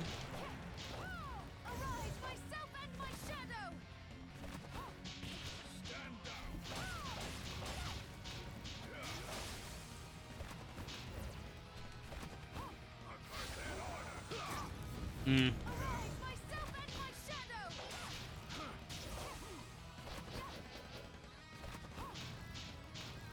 I guess it's a few things for me with Borderlands. Like the Borderlands world never really sort of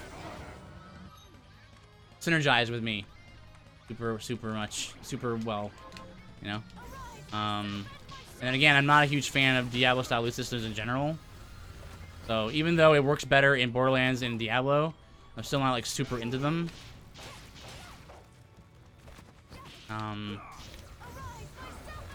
Yeah, it does have some heavy RPG elements. I think that games like Diablo and Borderlands and even things like Warframe and stuff, you know, they appeal to a certain type of player.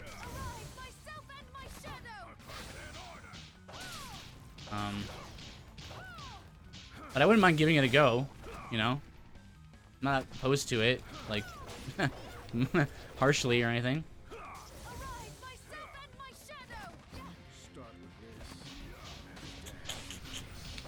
Okay.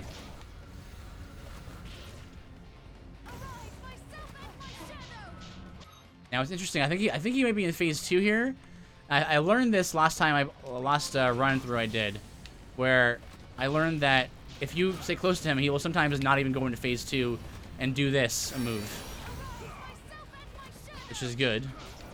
Because now he's got like a haste effect on him, and I'm slowed, or I have slow, you know, or like spheres around me.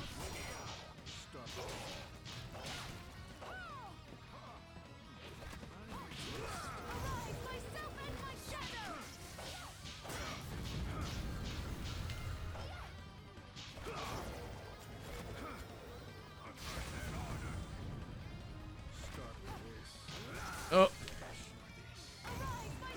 trying to keep above him here.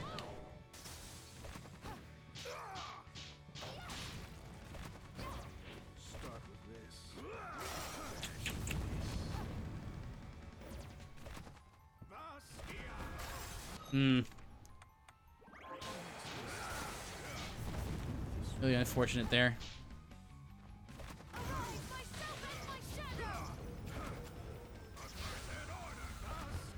Now I'm really far away from him, so he's gonna keep doing that.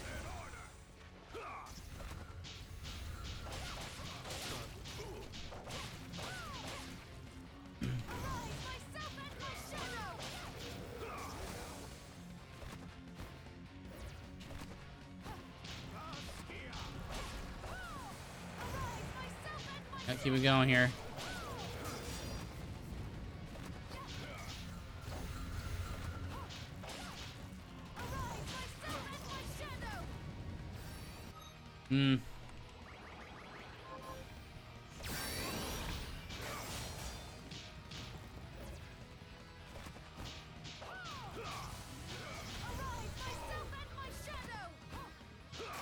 Ah, the slow is really messing me up.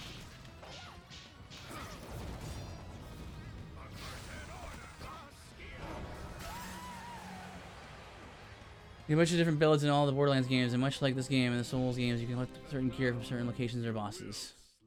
Yeah, I think I've seen some of that. Yeah, I don't know. I can give it a go.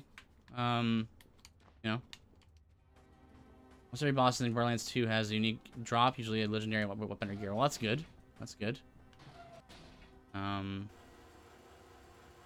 Yeah, but yeah, just shooters usually aren't just really for me most of the time. But yeah, I can give it a go. I mean, if you, we'll probably end up playing it, you and I. I'm not sure if I'll get it, but chances are, if we're gonna be hanging out, we'll probably play it together.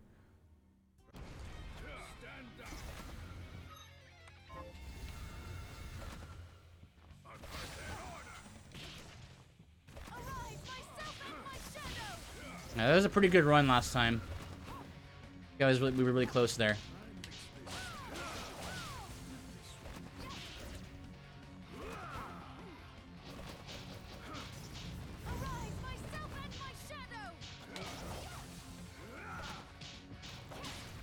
Just keep applying pressure.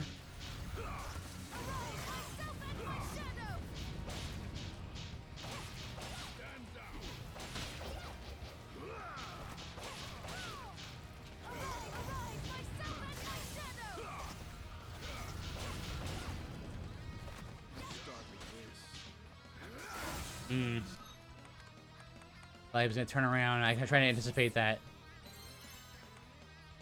Yeah, like your grenade Krieg build, and I had to get specific gear to make it work. Yeah, and it sounds like it's very good.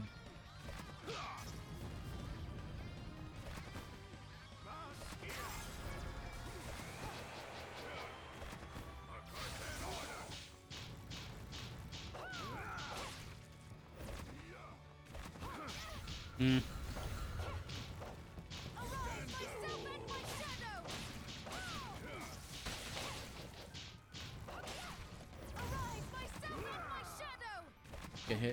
You can hit it. You can hit his the potion out of his hand, but I'm not sure the trigger is.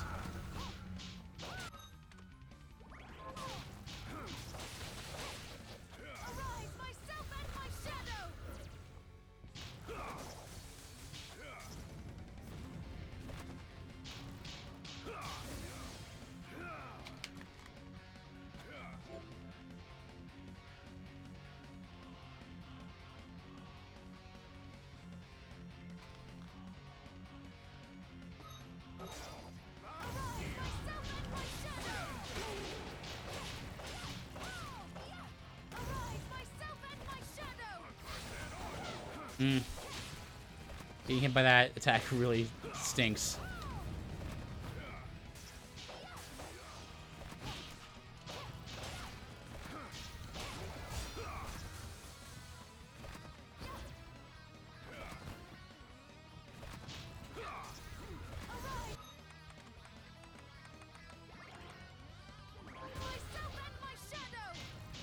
I'm assuming, you know, Airden, you have to, like, look up what, like, you know, where to go to find all the right stuff, eh?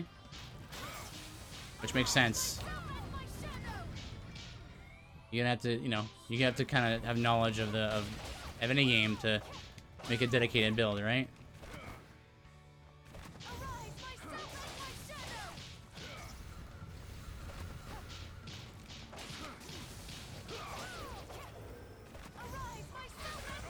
Hmm.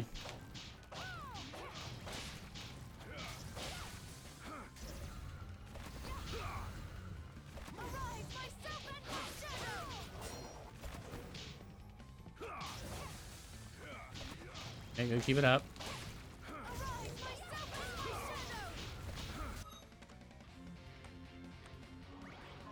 Yeah, I had to do a little research. Yeah, makes sense.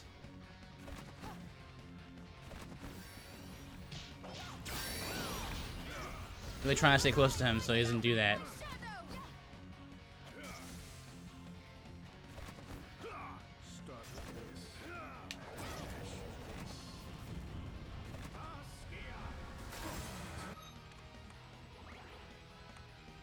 Last one.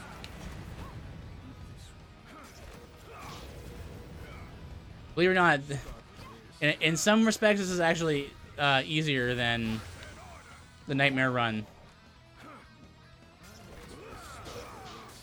So just to have some stats to like not just die in 2 hits. Nightmare Run was like, Fresh Nightmare was like everything kills you in 2 hits. So I had to do basically almost a perfect run of Alfred. But the good thing was I had like a lot, like I had range, which helped. I don't have here.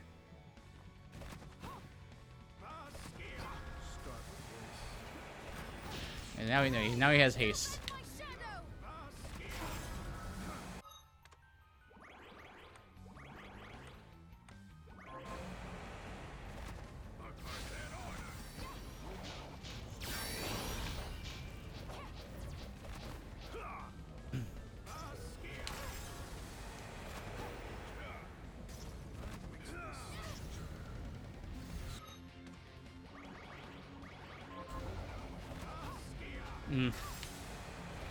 Really bad RNG here.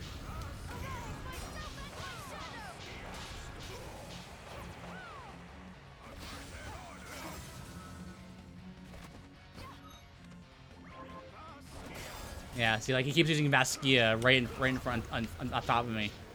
Terrible RNG.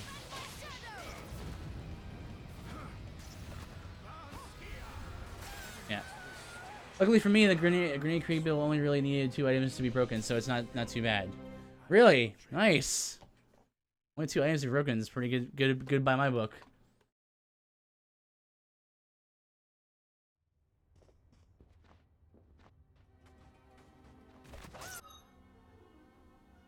$2,500 gold.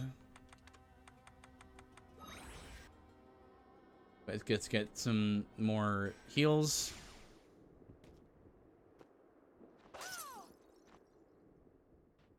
Yeah, I think I ended up having I had like a range attack that would help the damage against Alfred. What doesn't help is that Alfred, you know, as you would expect, he has very high magic defense, and most things I do to him are magical. Minus my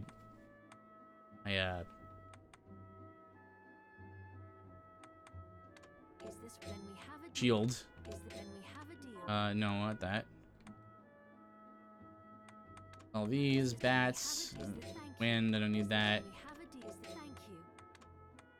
They sell for quite a bit, actually. Burning axes. That's ice. Need aqua stream for now. What are you looking to sell?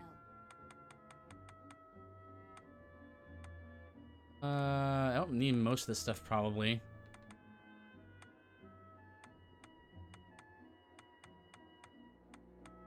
Mahogany sells for quite a bit.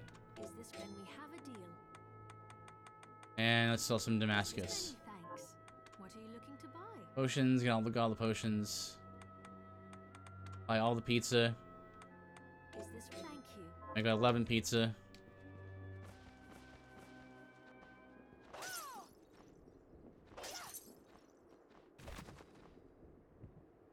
A fastball grenade farmable from an early game boss.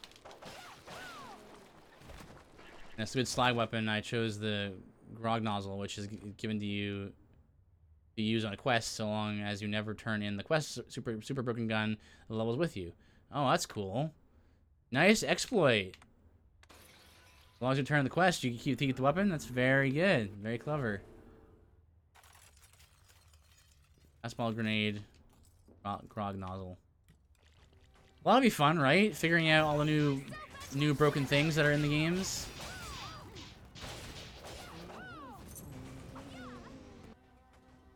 I'm glad that they changed how slag works.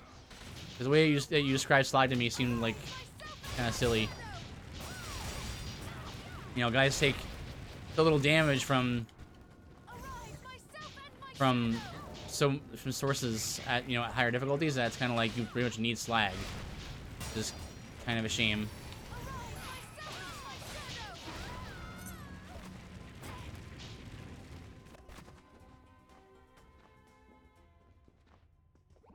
Good that they changed that a little bit. I guess what else can you do, right? If you're a game that kind of like uses like the Diablo system of like, difficulties are just mean like not just, but they a lot of times they mean more HP and enemies have more HP and do more damage. And at that there's a certain point where it's necessary to have slag and stuff like that. They moved it completely from 3. Yeah. I guess I could see why they did. It's, yeah. I'm a huge fan of status effects and stuff like that, and different, like, mechanics like that. So, which is why I absolutely love Monster Sanctuary. That game is just dripping with all its kinds of mechanics. But definitely can see why they had to remove it.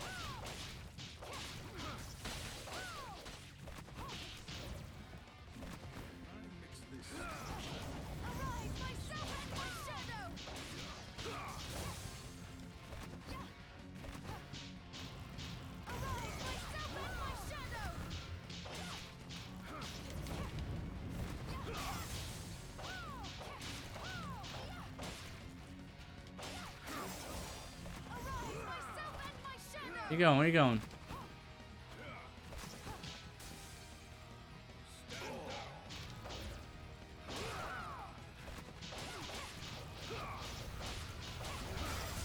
just attack once there. Restore. Yep.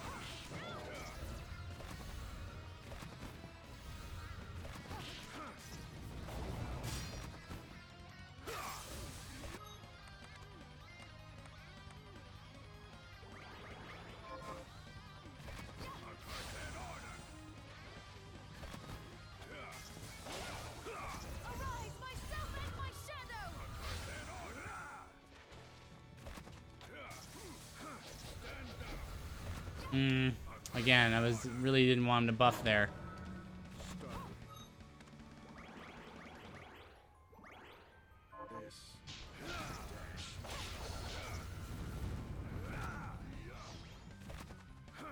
That's the worst when he does that.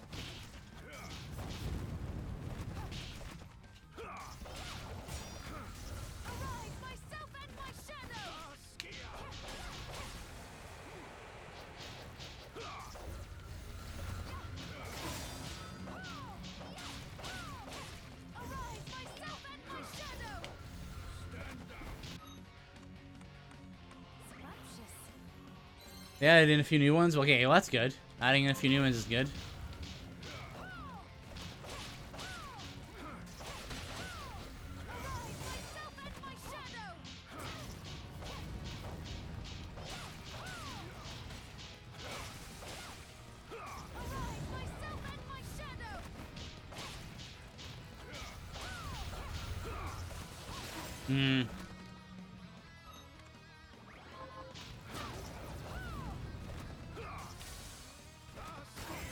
Oof. Bad luck right there.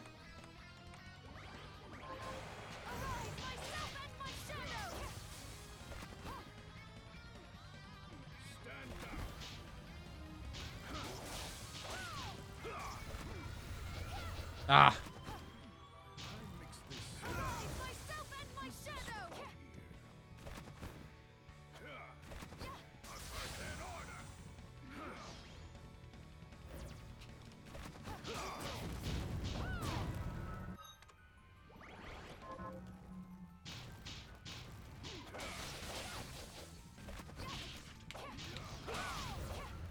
I like the idea of slag.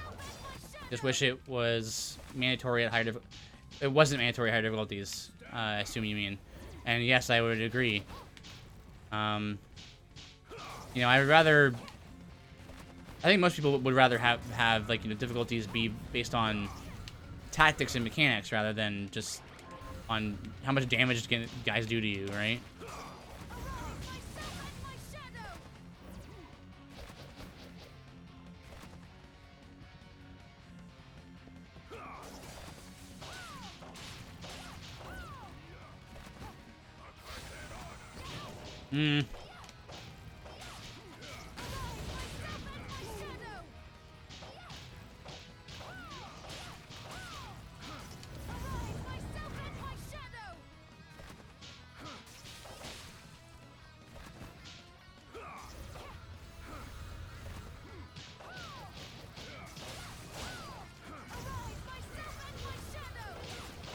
Bro, he can throw 3 there. I saw him throw 3. Yeah, sometimes, see, that's just bad RNG. Like, he can throw 3, or he can, sorry, he can blink to the other side of the arena, and you know, if he chooses to blink directly opposite you, you have to like rush over there and hit and like, get over to him before he does something you don't want him to do.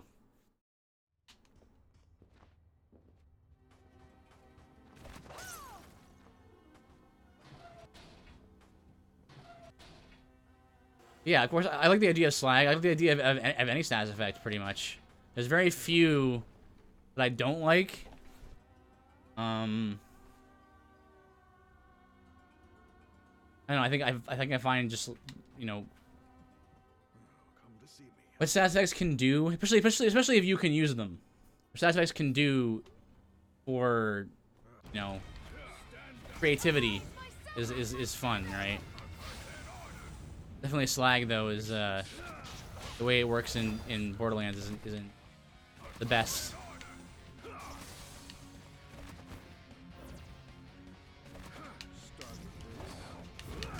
Ah, I didn't mean to dash there.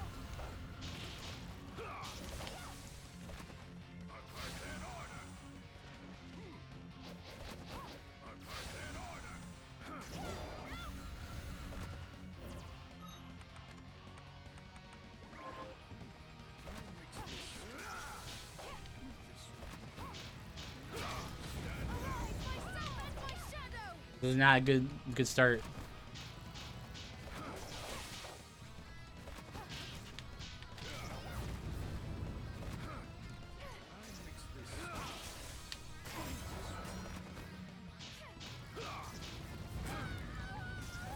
Just gonna restart.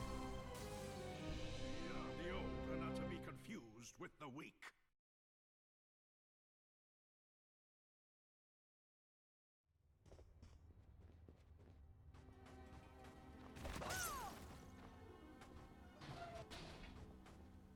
Let's see. What can we do here?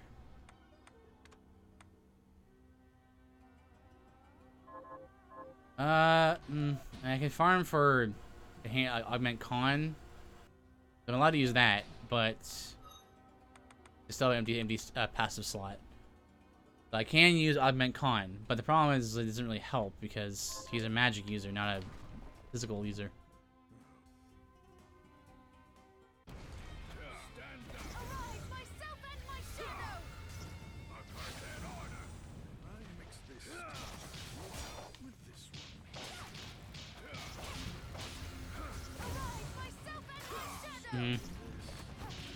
Hit the edge of him there.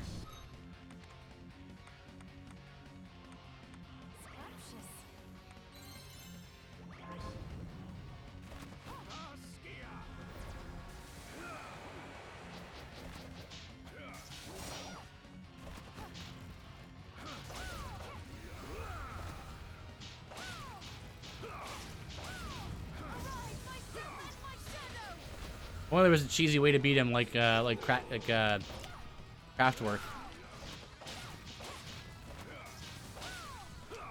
Another one. Jump over him. Over to him. And when he does that, it's like, what do I do?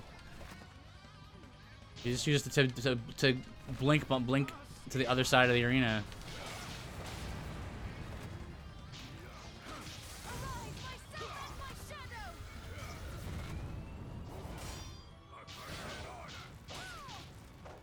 I didn't know you could get hit by it as like in front of the portal like that.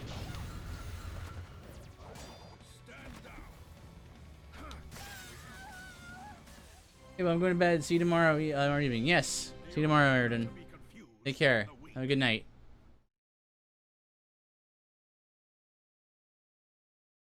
Yeah, I just said there. Con helps you determine your physical defense.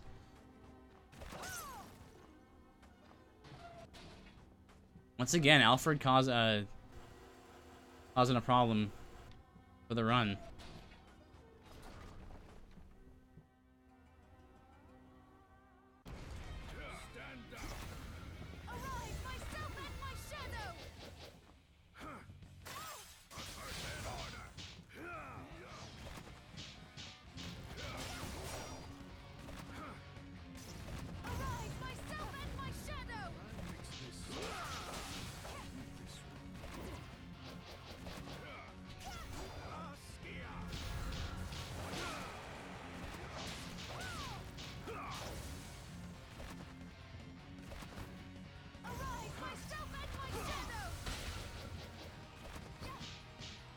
He's like, I honestly didn't think I would have a hard time with him.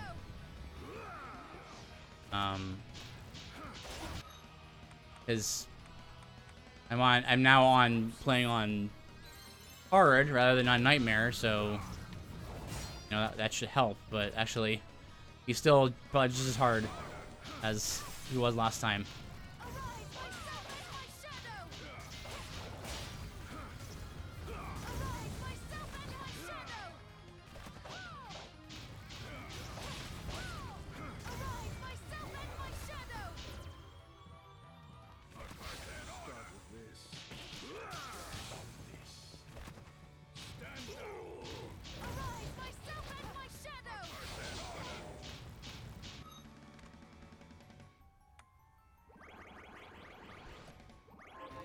I'm gonna overheal.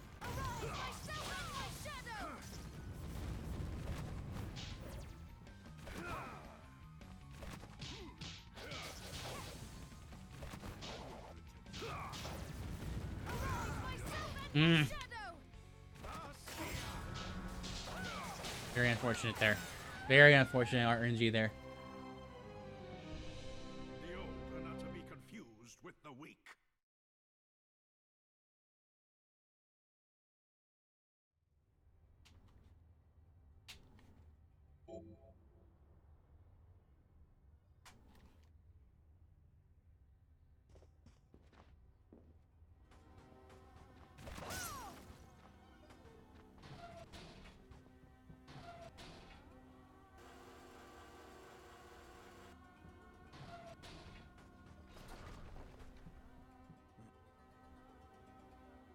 Okay.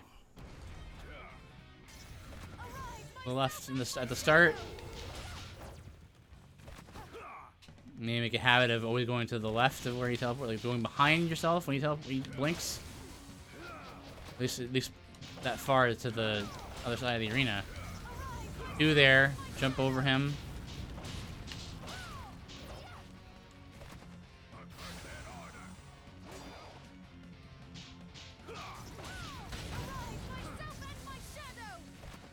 There's enough time there to.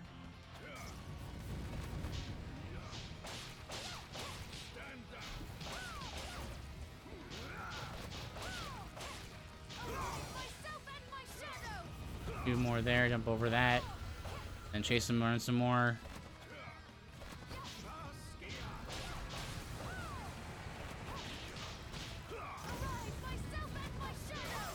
That's the one I want to try and avoid.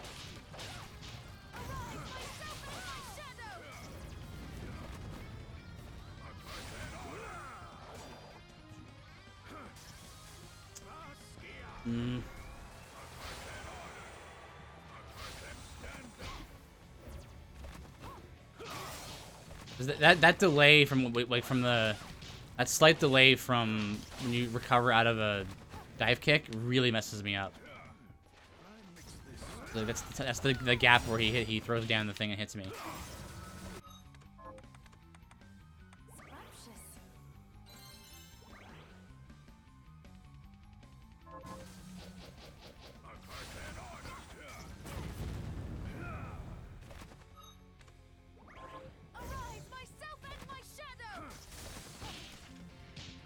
They actually like move a little first and then dive kick.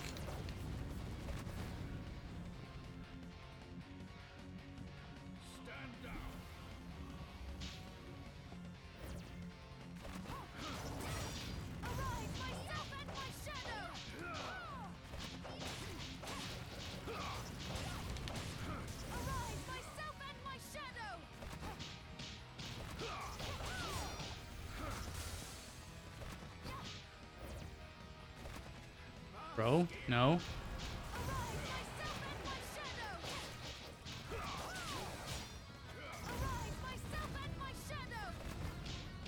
Yeah, he's just watching more carefully and like, you know, move in when he's running, you know.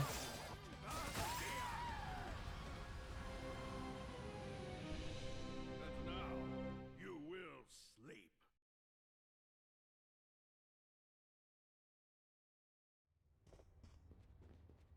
Dun, dun, dun, dun, dun, dun, dun, dun.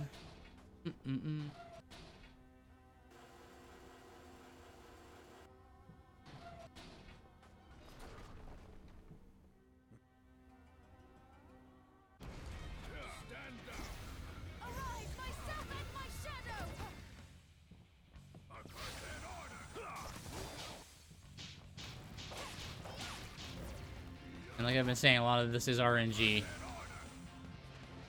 Like,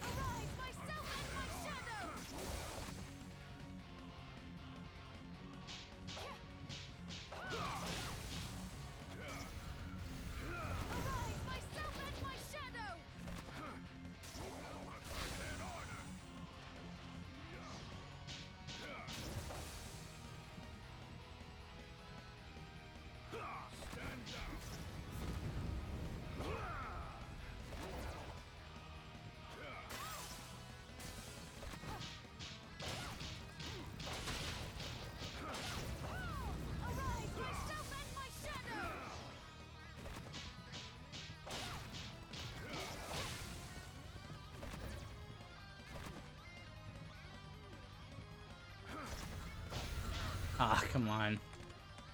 Push me into it.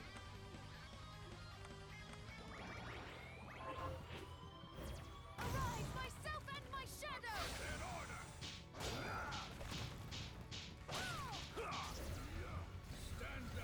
Arise, myself and my shadow!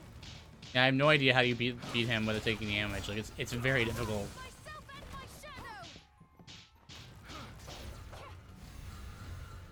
But I'm sure there's a very cheesy way to beat him.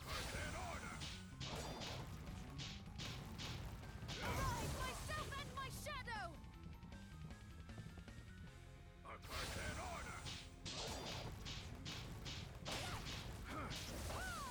Arise, myself and my shadow! I mix this this one.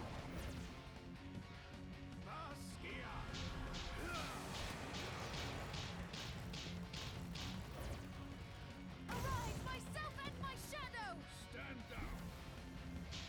Ah man. The worst when he buffs. Arise, myself and my shadow! Arise, myself and my shadow!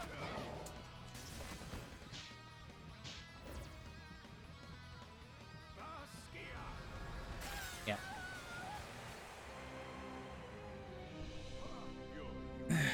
Man.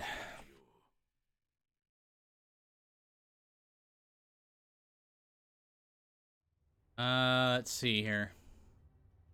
Grade 5, 7, 6th grade 2. Not using either of these.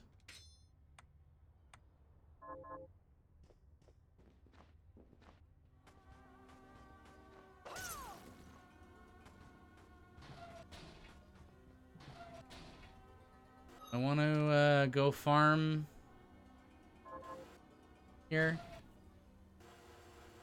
I think I probably do.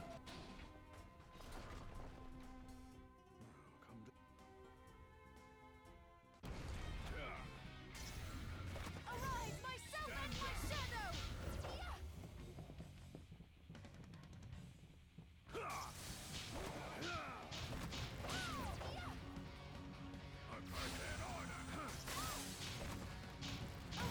myself and my shadow!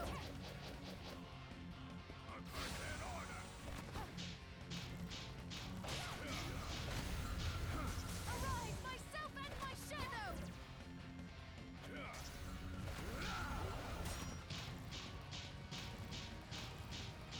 Arise, myself and my shadow! No, I don't drink. I'm trying. I'm really trying to get close to him. But he doesn't do that. Arise, myself and my shadow!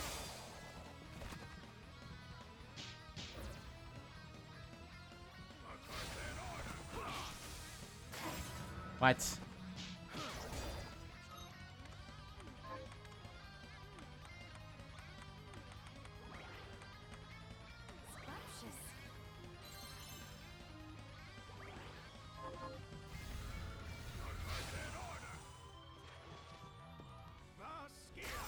Ah. Right on top of me, man. It's so cheap.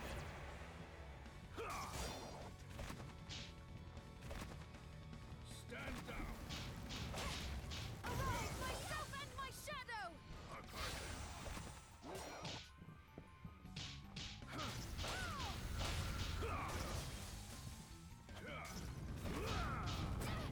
Ah. Arise, myself and my shadow!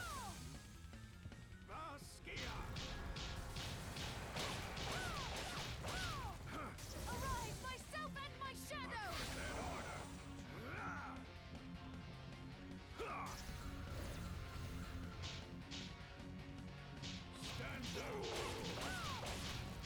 Arise, myself and my shadow!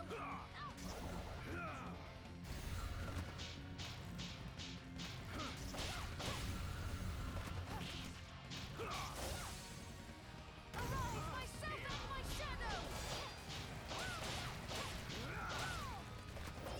Arise, myself and my shadow! Ah.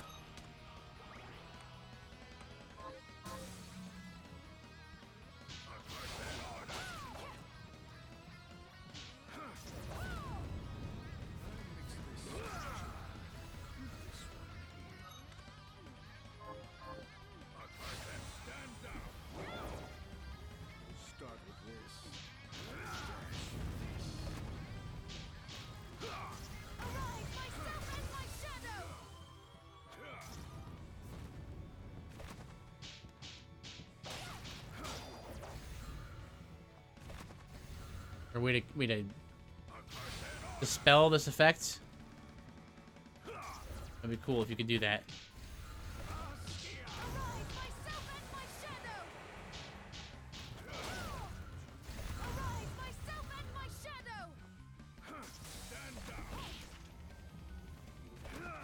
There might be. I wouldn't be allowed to use it anyway.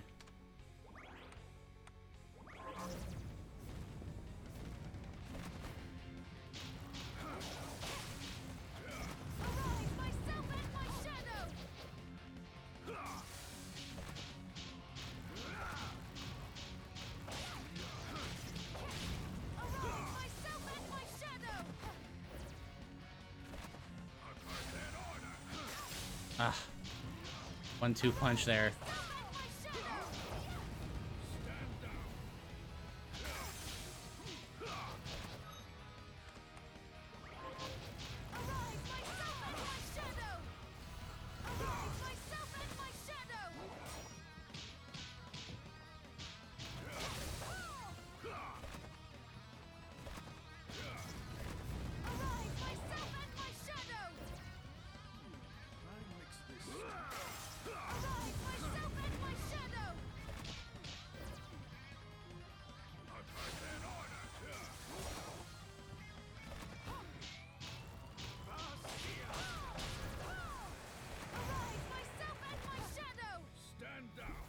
Oh man, stop buffing.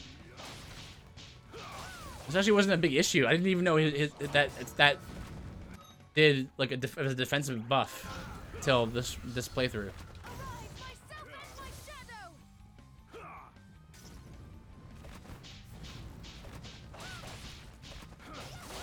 How did I get him down so low last time?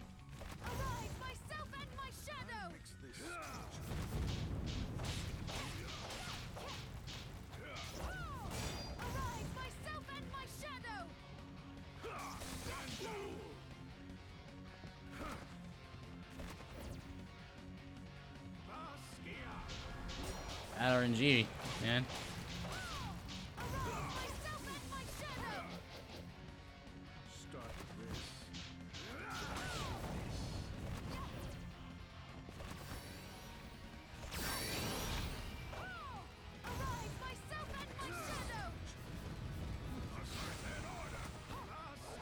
Oh. Yeah, nothing I can do about that.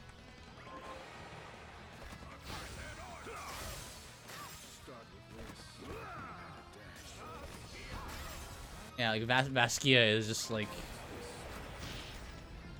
there's a way to stand in between the Bastions, but it's so hard. Like it's a tiny hitbox. It's like a tiny sliver in between the where there's no hitbox there.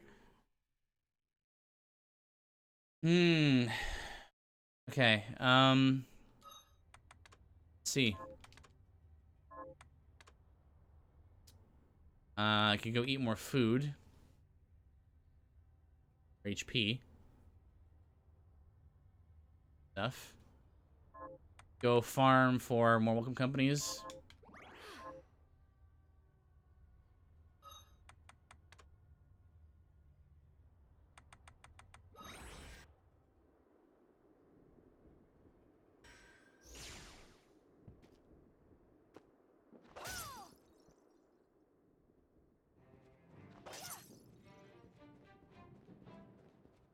It's good. So, what'll it be? Ah, I didn't realize I needed oak and mahogany. I sold that stuff. Ah, crud. Okay. Okay, where did I get them?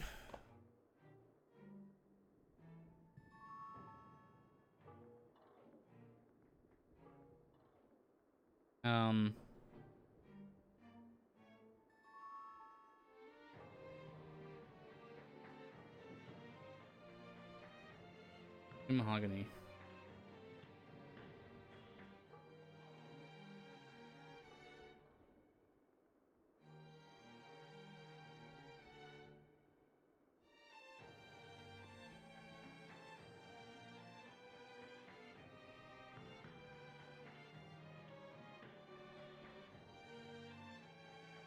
Trap in the Inferno Cave. Well, I had one though. How did I know? How did I get it?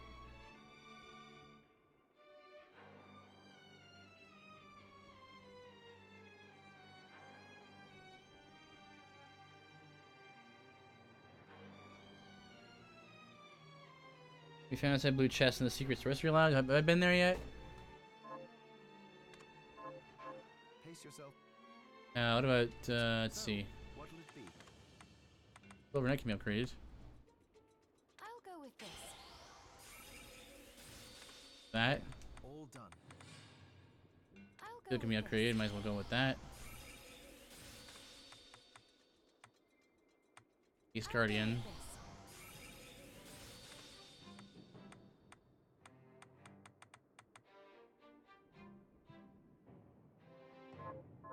Promise you.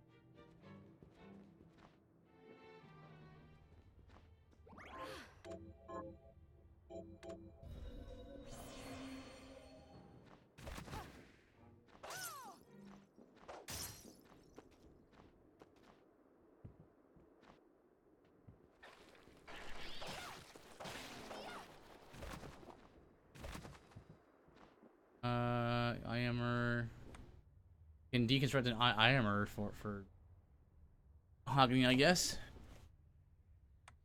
Secret. It's underground sorcery lab. The lab is down this way, I think.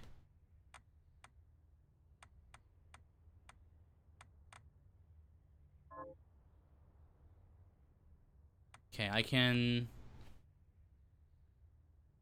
You can. All these material you can use to craft these things, right? And get that from fighting those underwater horses. Arise,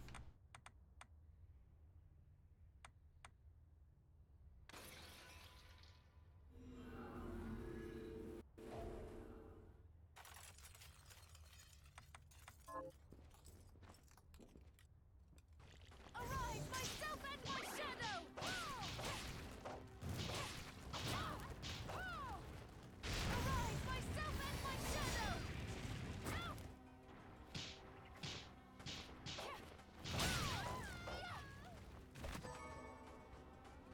Arise, myself and my shadow! Arise, myself and my shadow! These now. Arise,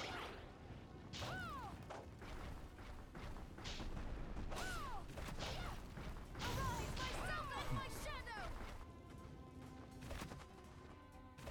Ectoplasm, that would be good. That'll be good for upgrading Augment Con. I think it's from those like lure guys. Okay, Aqua Stream over here. Find some horses to fight. Like 2 horses.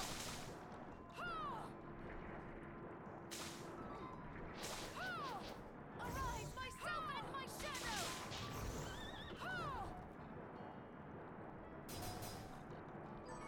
Perfect. One more.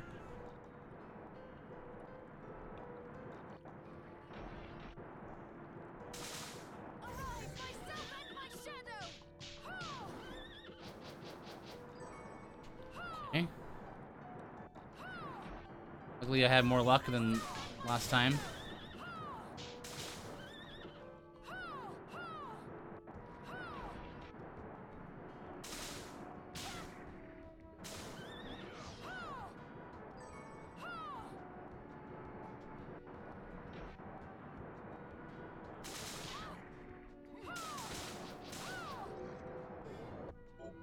Okay. More money.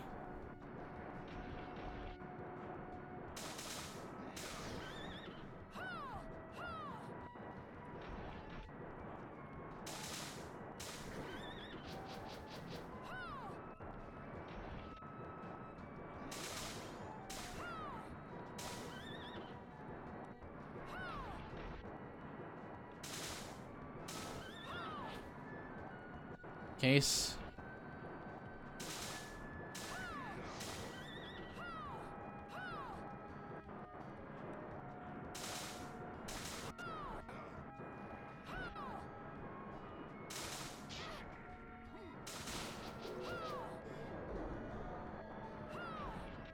Hopefully they'll sell for a good amount.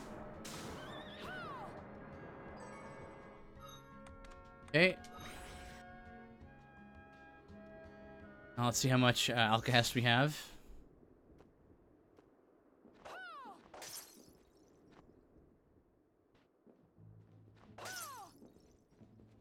I can buy.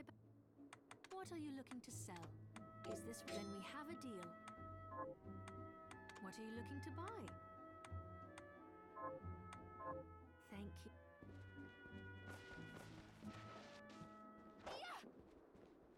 Let's see how much alkahest we have, and Are you eating prop? So, go from there. 17. Cost to dismantle one of these. 10. Mahogany. Gold.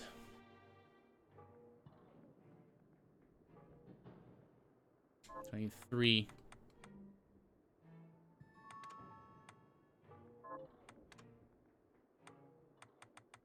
Two more upgrades here.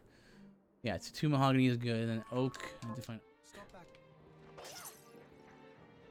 So let's go farm 3 alkahest.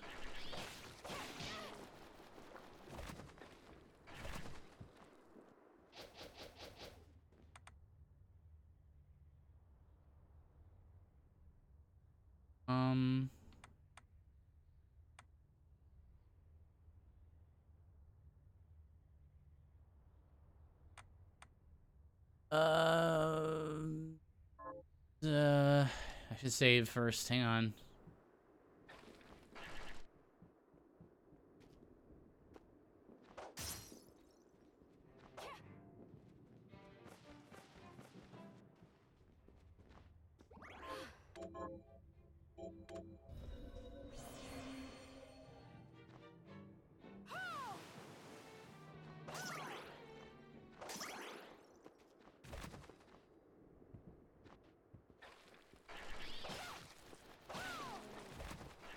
Oop.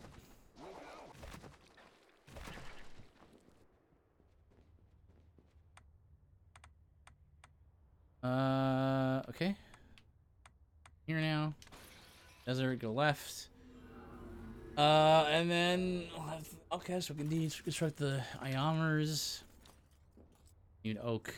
Arise, myself and my shadow! Arise, myself and my shadow! Arise, myself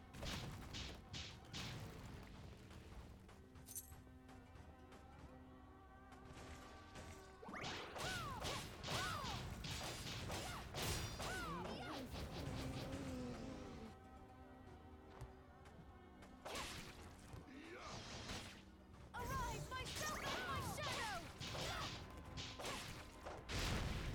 Arise, myself and my shadow! That was good. Arise, myself and my shadow! Oh gosh, I forgot I could do that.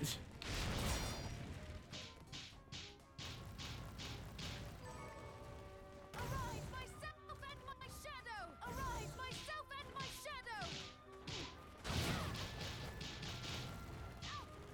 Arise, myself and my shadow! Arise, myself and my shadow! Right?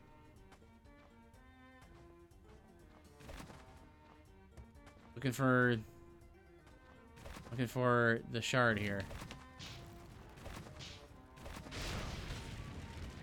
Arise, myself and my shadow!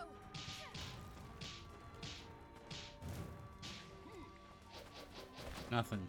Arise, myself and my shadow! Well, Myself and my shadow!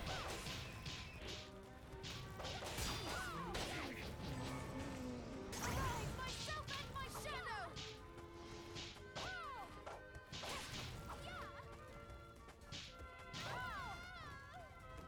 Arise, myself and my shadow!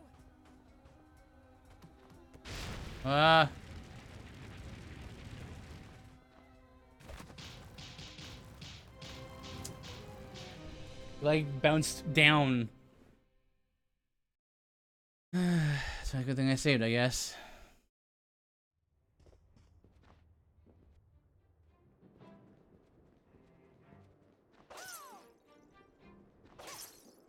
I'm not as tanky as I was hoping to be at this point in the game. I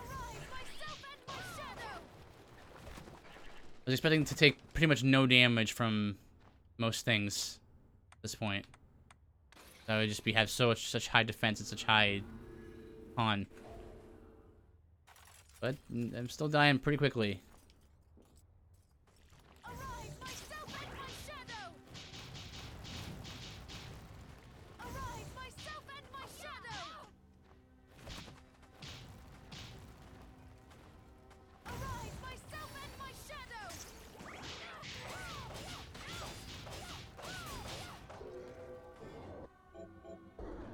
Okay.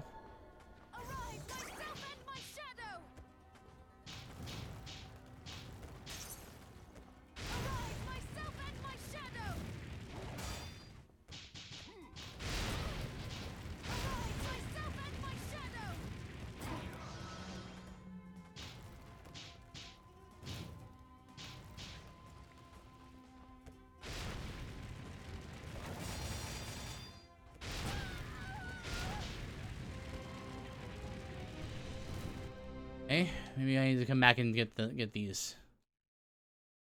Focus on one thing at a time and get the fully upgraded portraits so they can do the most damage and kill these things faster, right?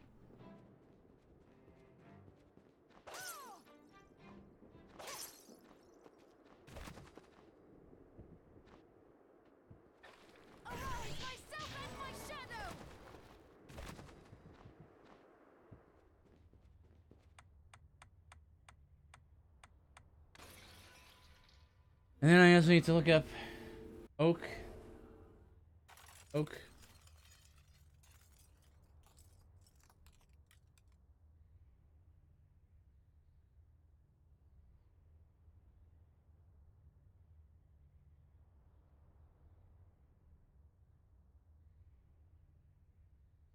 Dropped by Poltergeist can be found blue chests and twin towers of twin dragons, so that's pretty easy to get.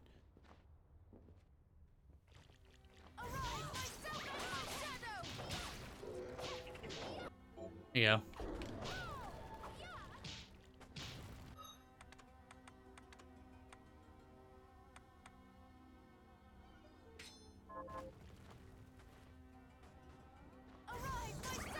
Definitely have to farm for that.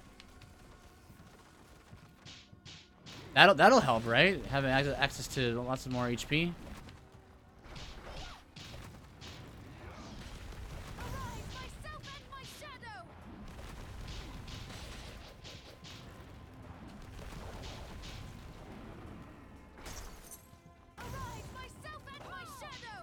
These guys drop what I need. These Amy's.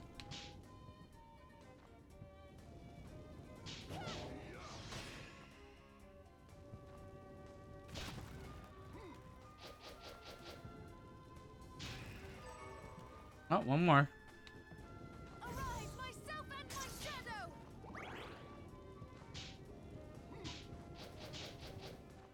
Come on.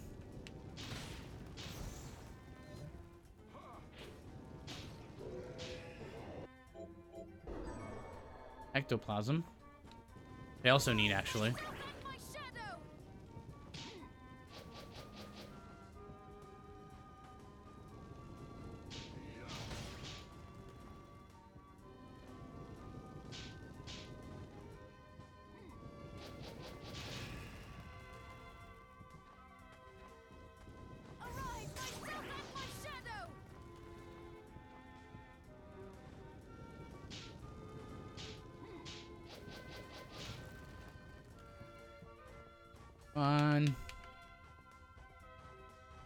Come on, floating down here again. Where'd they go? They die up there?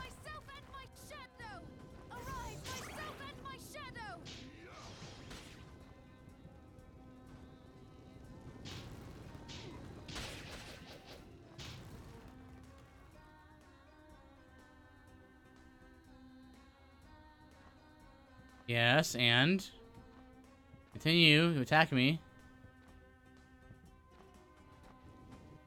Arise, myself and my shadow!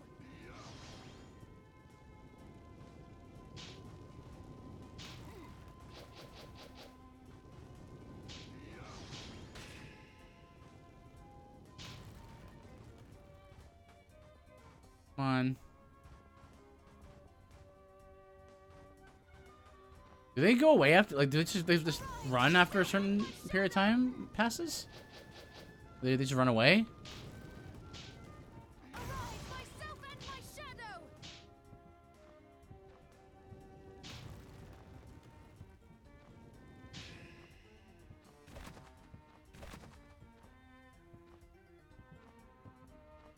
shadow! Maybe? Ouch. Arise, myself and my shadow! Arise, myself and my shadow!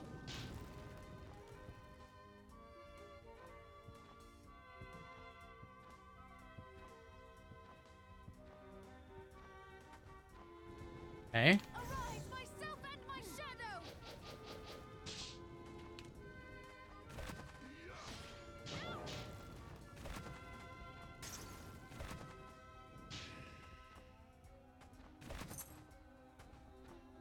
Arise, myself and my shadow!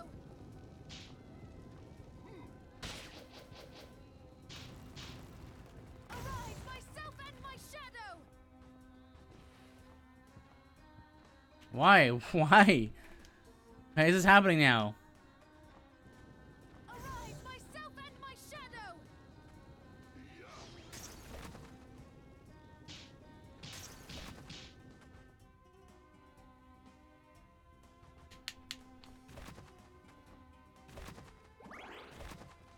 There's a mechanic at work here that's causing them to not respawn. Arise, myself and my shadow!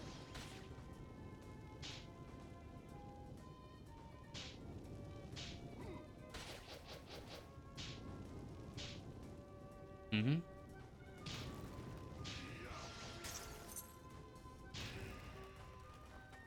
Maybe I'm knocking them out of the screen or something, like off the screen and off the out of the zone or something. Knocking them too far up.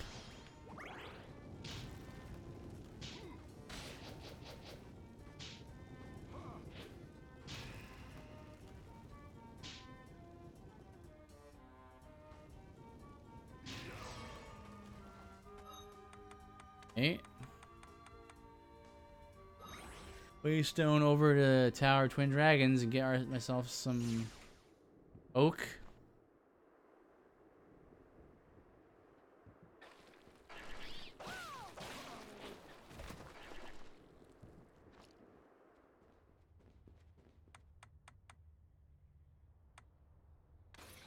Towers of Twin Dragons.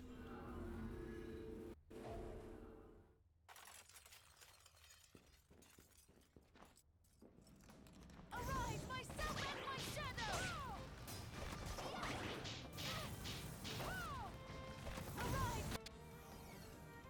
myself and my shadow! Silver, that's good. There's one oak.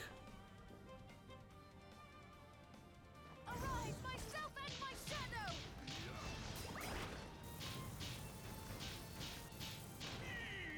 Arise, myself and my shadow! Keep this up. Arise, myself and my shadow!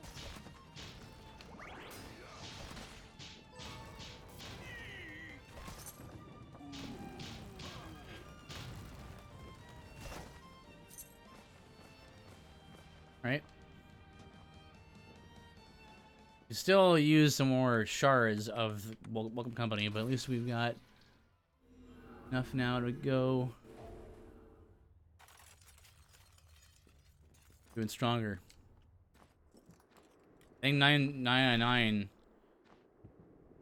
I meant Con would be good as well.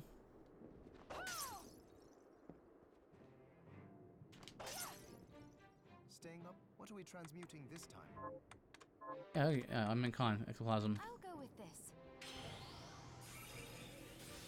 Max I'll HP. go with this. I'll go Like 11 per upgrade. Still, it's holy water as well. Ectoplasm. Dismantle 2 of these Iamers. I'll go with this. Go. It's I'll go with this. 8, I'll go with this. 9. Okay. Max rank there. Grade 5, so that's just farming for them more.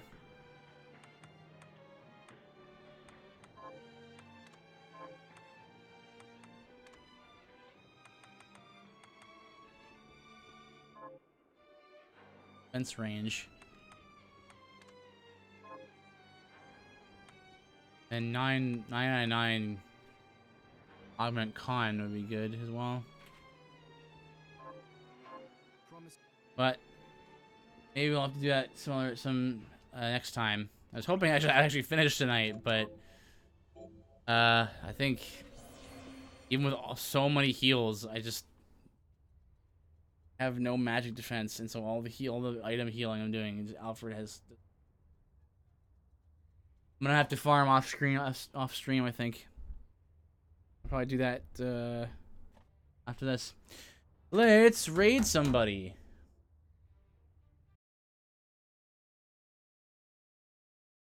Who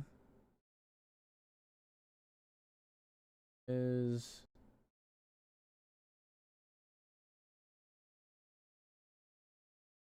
who's streaming? Let's see. Caleb's streaming. Caleb is streaming, yeah. He's playing Dungeons and Dragons, guys. Check him out. He's actually got a really cool campaign going on. Tell him I sent you, and I'll talk to you guys next time. Like, you know, Lord willing on Sunday, the evening. Yeah. All right. See you then.